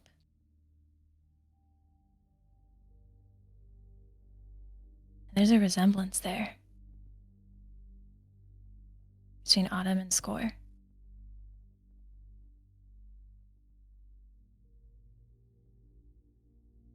I don't know how to feel about that. If it's a little more personal, that I mean, it was already personal, but this is a little more. Yeah. Try to take out his own mom. And he doesn't care who does it. Just said if we do it, then more power to us, essentially. Yeah. I mean, I get it. It's just... I don't know. I don't know what we do with that.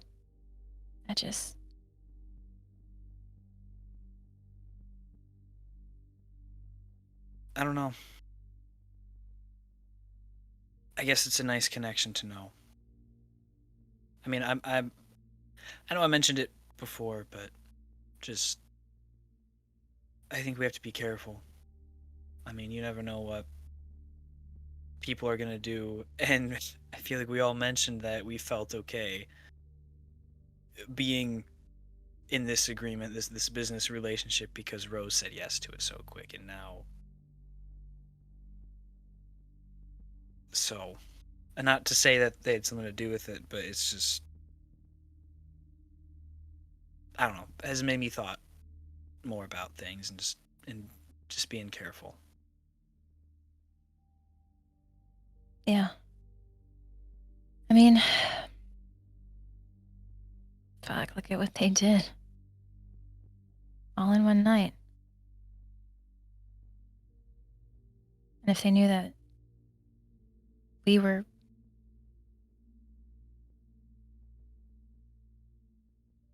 smart.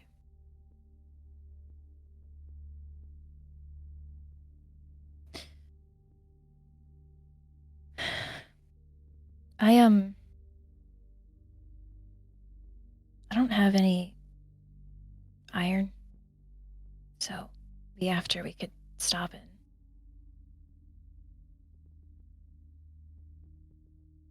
Yeah.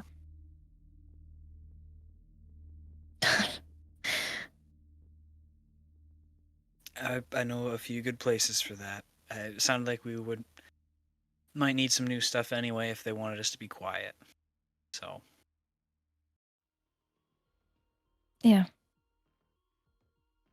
And at this time, an older lady comes out and she's holding a tray of cookies. Would either of you like a cookie? I know it's hard coming to a place like this, but I've always found that cookies seem to help a bit. Thank you, but I'm okay. just look at rocks. Is like, is it inappropriate to take one? He'll reach over and just take one. Thanks. Anytime. If you want any more, you just let me know. Will do. Thank you.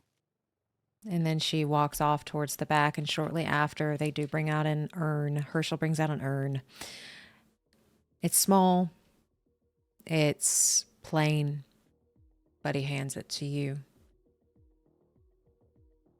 I'm very glad to know he's going home with someone. No one claimed him last night, so they were going to throw him out. I would have been here if I knew. I'm just glad I got here when I did. Do give him a proper send-off, please.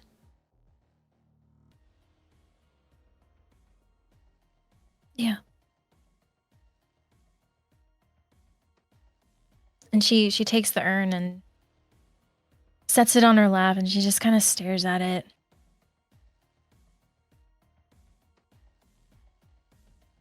Proper send-off.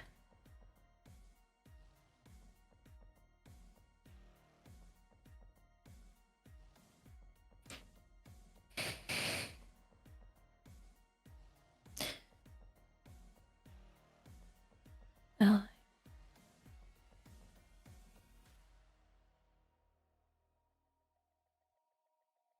and she just looks at Lucas.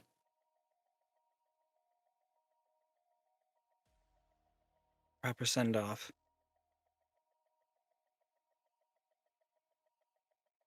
Figure something out. Maybe we can stop at a liquor store.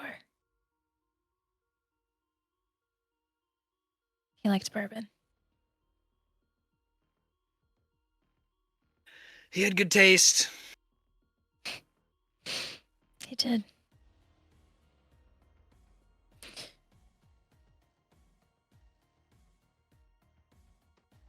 And she's blinking away some of her tears.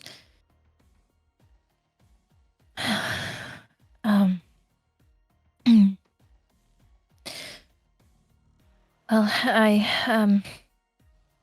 ready if you are. We can go. Yeah. And Lucas will stand up and put out his arm, like telling Rax to lead the way. And she'll head out to the car. Okay, so I'm assuming we're going to the critical thinking place. We could, yeah. Crumb and Chaser is near that, so we could go there. Okay, so I will say that you all are able to get Chrome and Chaser, get the bourbon, head upstairs, and you all are able to give Jax his send-off.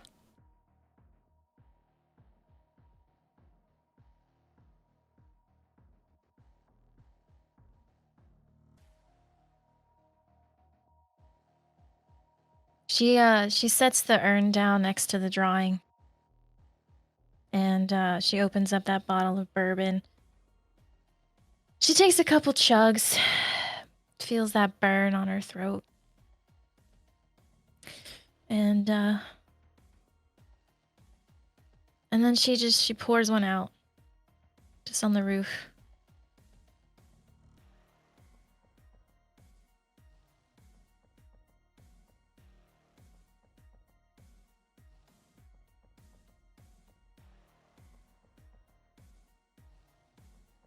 Did he ever see this place? He knew about it. Kind of didn't like that I would come here, didn't understand it.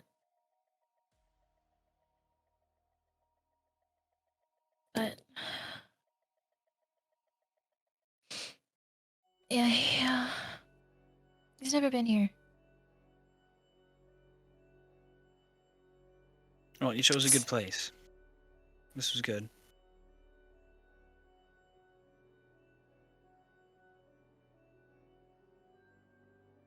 You know, I keep hearing his voice in my head. You can do this, kiddo. You got this.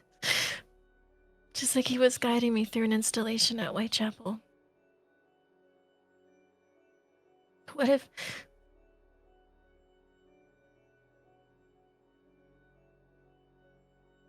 I'm fine. Fine.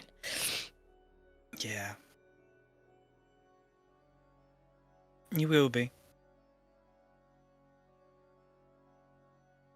I mean, do you believe that? I don't know. I lost my family once. And now I have to do it again.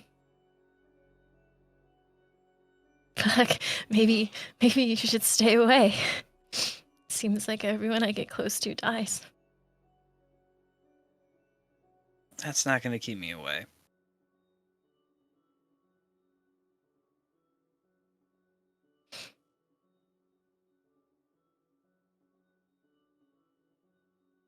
And with that, you all are able to send Jax off. As the time passes and it's starting to get later in the evening, we're going to pan back to Cerveau. What are you doing?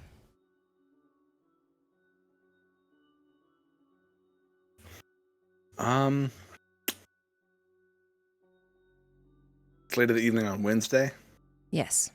Okay, would this be considered a restful day? For you, no. What did I do? For you, no. Oh no. Oh no. Yeah. No. Yeah. Nope. Okay. Yeah, I get it. I lost track of the days there. Well, I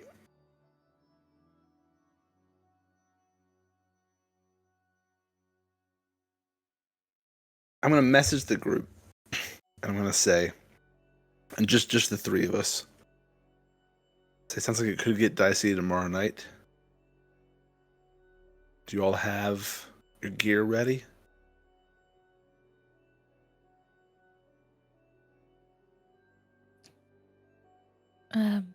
We were gonna stop and get some. I don't have anything, so gotta get it.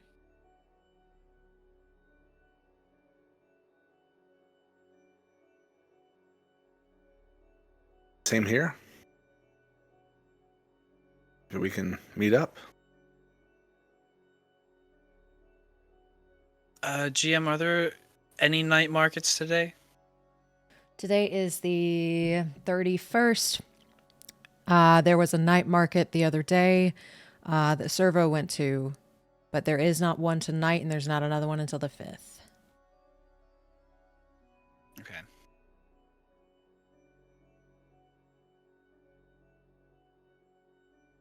Yeah, when do we want to do that? I'll message back. I'm free until the job.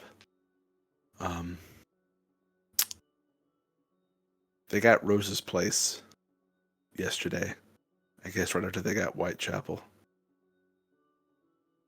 One of her kids didn't make it, but the other one, Maddox, is at my place.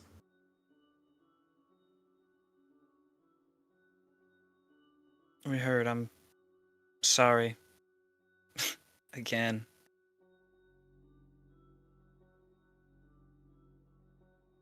I think he'll be okay, but he needs some time.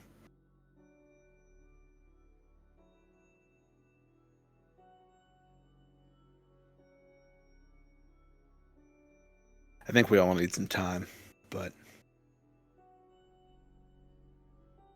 what better way to figure out our feelings than punching back? I can't think of a better way. I love that.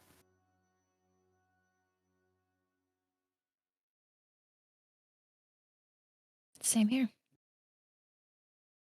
Sync up sometime tomorrow?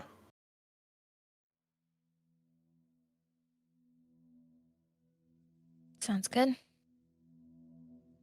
Do it. Preem with a little thumbs up.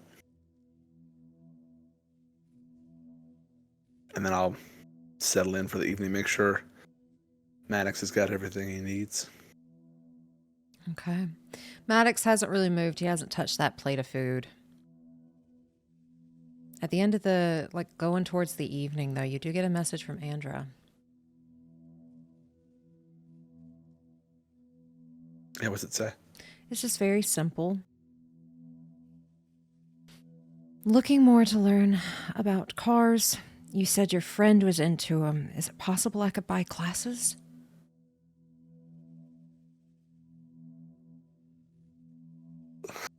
I'll reply and say, that sounds a little formal for him, but I'll ask. Well, I don't know him, and I don't know. It didn't seem like they liked me too much, so I'm happy to pay for the classes, and or the knowledge or whatever it is. But I don't know anybody else that knows about cars.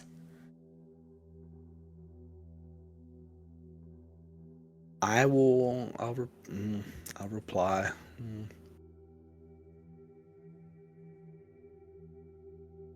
Can I introduce you to, and then you can work something out?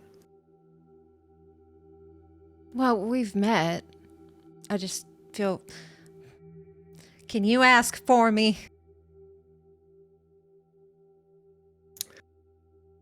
Do you need a grown-up? She sends like this little angry emoji back.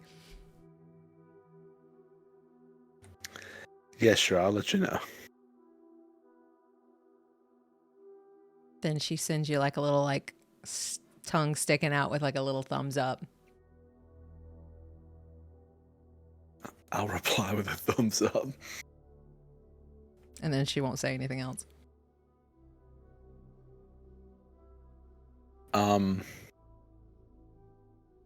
Mads, I'll take the chair. You can have the bed here. A lot more comfortable than the floor. Can I use your computer? Yeah, just don't look at my browser history or anything. I search incognito, so I don't. Apparently you don't. Of course I do. It was a joke. I'm sorry. Maybe not the best time for it. Yeah, anything. I mean, make yourself at home. Oh, it was a joke. I'm sorry. And he goes and sits at the computer and just starts slowly typing things. You can tell like his face is just swollen. But do you look at what he's looking up? Does he act like he's trying to like get some privacy or? Not really. He's just kind of doing his own thing. Yeah, I'm nosy as hell. What's he doing? Roll me a perception.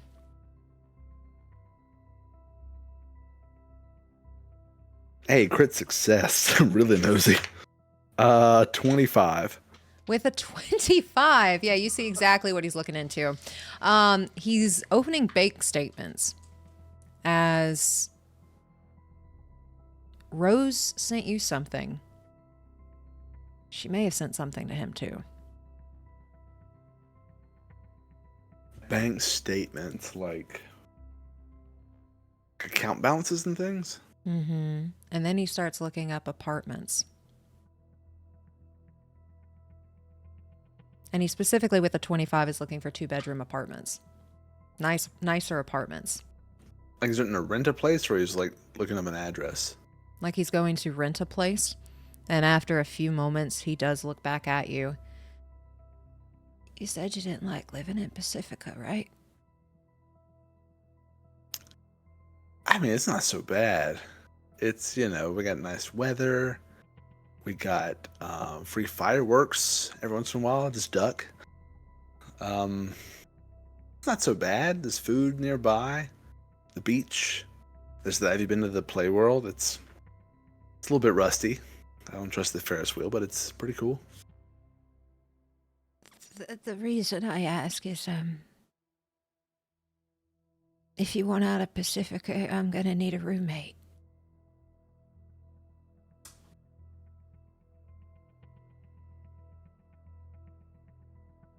And game statistic-wise, he's offering to get a 2-bedroom apartment where you both can be roommates and your rent would not change as you are splitting it.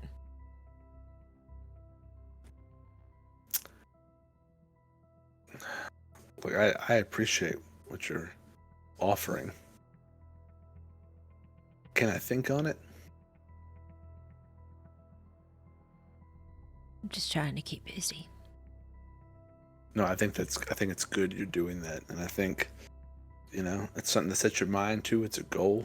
You can find a nice place, and if it works out, then sure.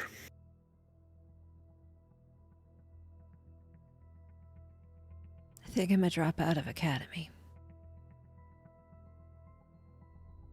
What do you study? Maybe I could be another JD, or maybe I could be another you.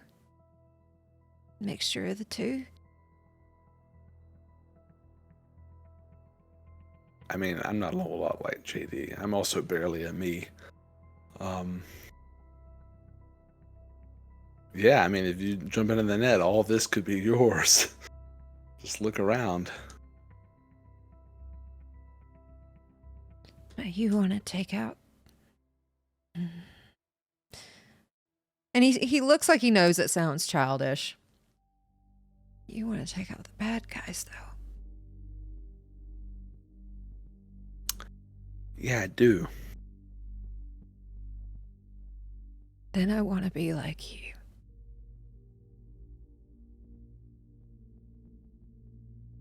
I'm not going to try to talk you out of it, because I started when I was younger than you, but I'm going to try to talk you into it either. Do what you think is right. He gives a little nod and then starts doing research into net running and private investigation. And how can you combine the two? Okay, he's a bright kid. Maddox is very smart. And with that, we're going to pan back over to Fang and Lucas. How are you ending your night?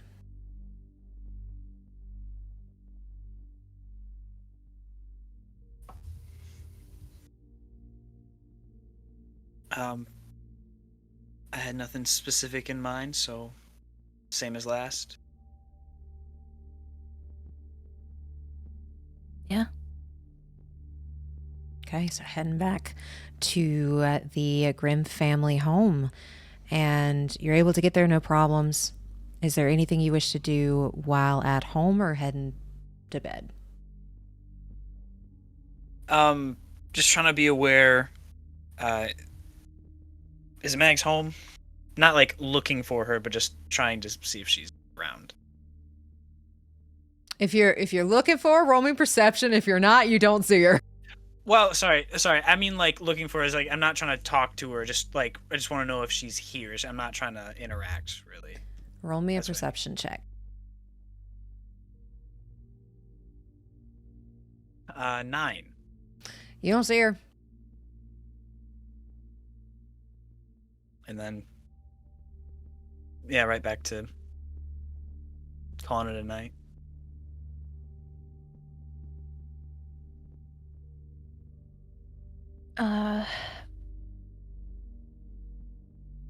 You can have your bed. No, the floor's comfortable.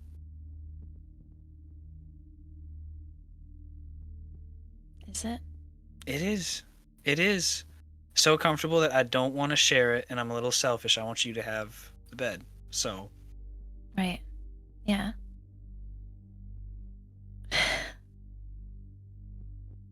Okay. And she'll just settle in. same. You will get a knock on your door, Lucas. Go over to it, and just open it, just a little crack. So hopefully, whomever is knocking won't see inside. Just see Lucas right there. It is Mags. If she is going to stay here, there is an apartment available that she may rent out. She's more than welcome to stay here, but she's not welcome in this house.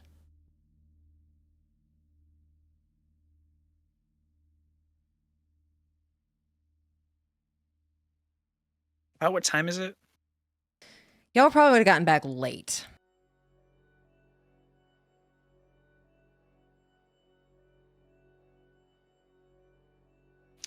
I don't think he'll say much.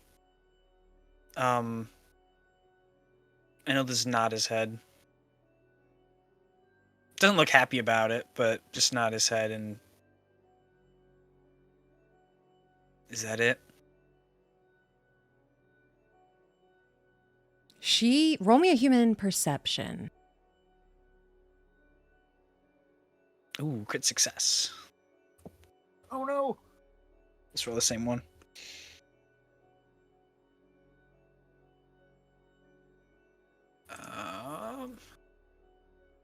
21. With a 21, you can tell she is frustrated.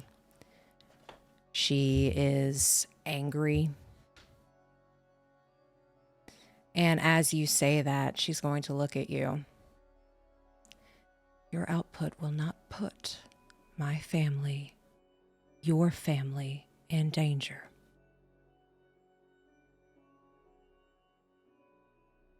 Because of your distractions bringing death to our doorstep again.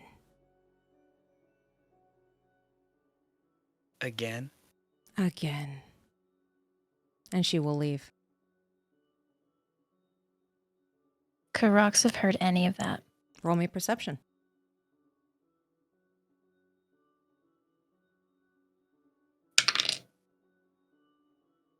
$19. You heard it. She also wasn't trying to be very quiet. She knows you're in the room.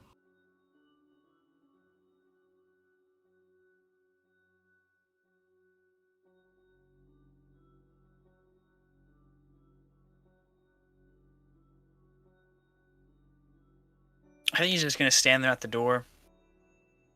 Probably open it a little wider as Mags is walking away. And he's just watching her. And he probably looks tense from the back if Rox is looking.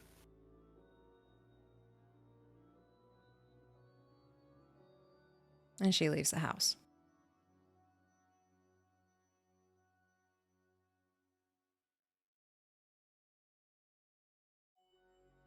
Lucas. I don't want to cause any problems. So I can take that apartment. I don't want to distract or anything.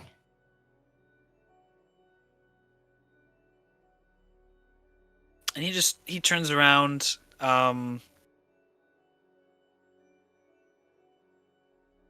just staring at the ground. There've been problems, but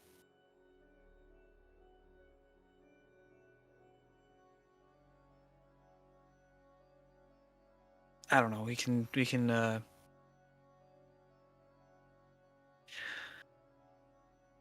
try the apartment tomorrow or whenever.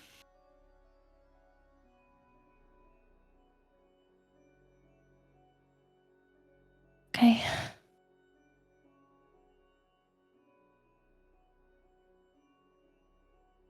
Sorry. No,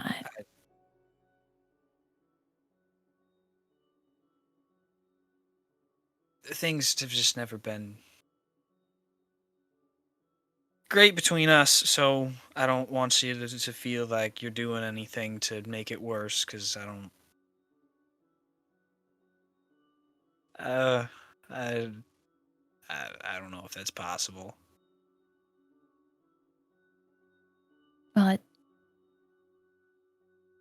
seems like it'll be a little bit easier if I wasn't here. For her. Not for anyone else.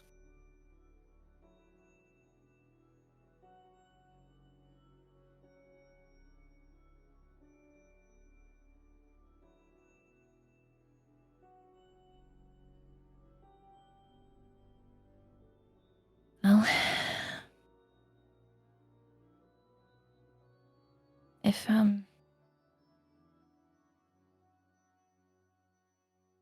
it's okay that I stay here one more night, then I'd like that. It will be. Fine, at least for tonight yet. I don't know. We'll see if I can, I don't know, talk her down, or I don't know. She's never listened to me before. Like I said, I don't want to cause any more stress to you. I know you're got so much going on, and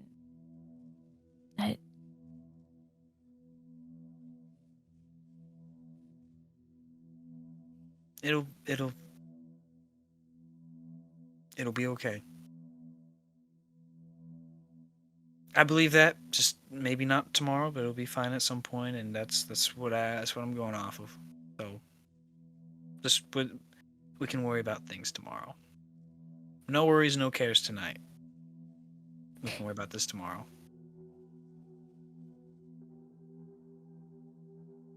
okay. Tomorrow. I'll just close the door and lay back down, and he just mouthing to himself. No sound, but just mouthing to himself. Just again. He's just playing with that for a while.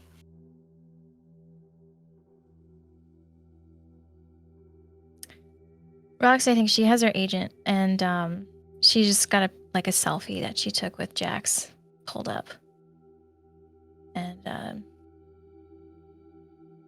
she's just kind of quietly crying herself to sleep again, just looking at that picture. Alrighty, and as everybody takes their rest, you do not get a body back today, as today was not restful for anybody. And with that, well, actually, it's Wednesday. You didn't read the BD today. You all can get your body back for today, just not yesterday. Yeah, so you get 5 back.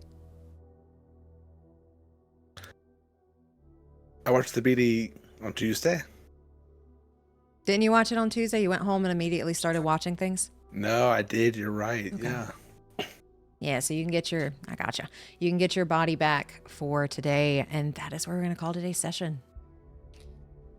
Thank you so much for watching Session 15 of Homomachina. Session 16 will be out on April 25th. Please make sure to check out our players' social media accounts as well, and if this is the kind of content you enjoy, please press that like button, subscribe, ring that bell, that way you get notified when the next session comes out. We'll see you later, chooms.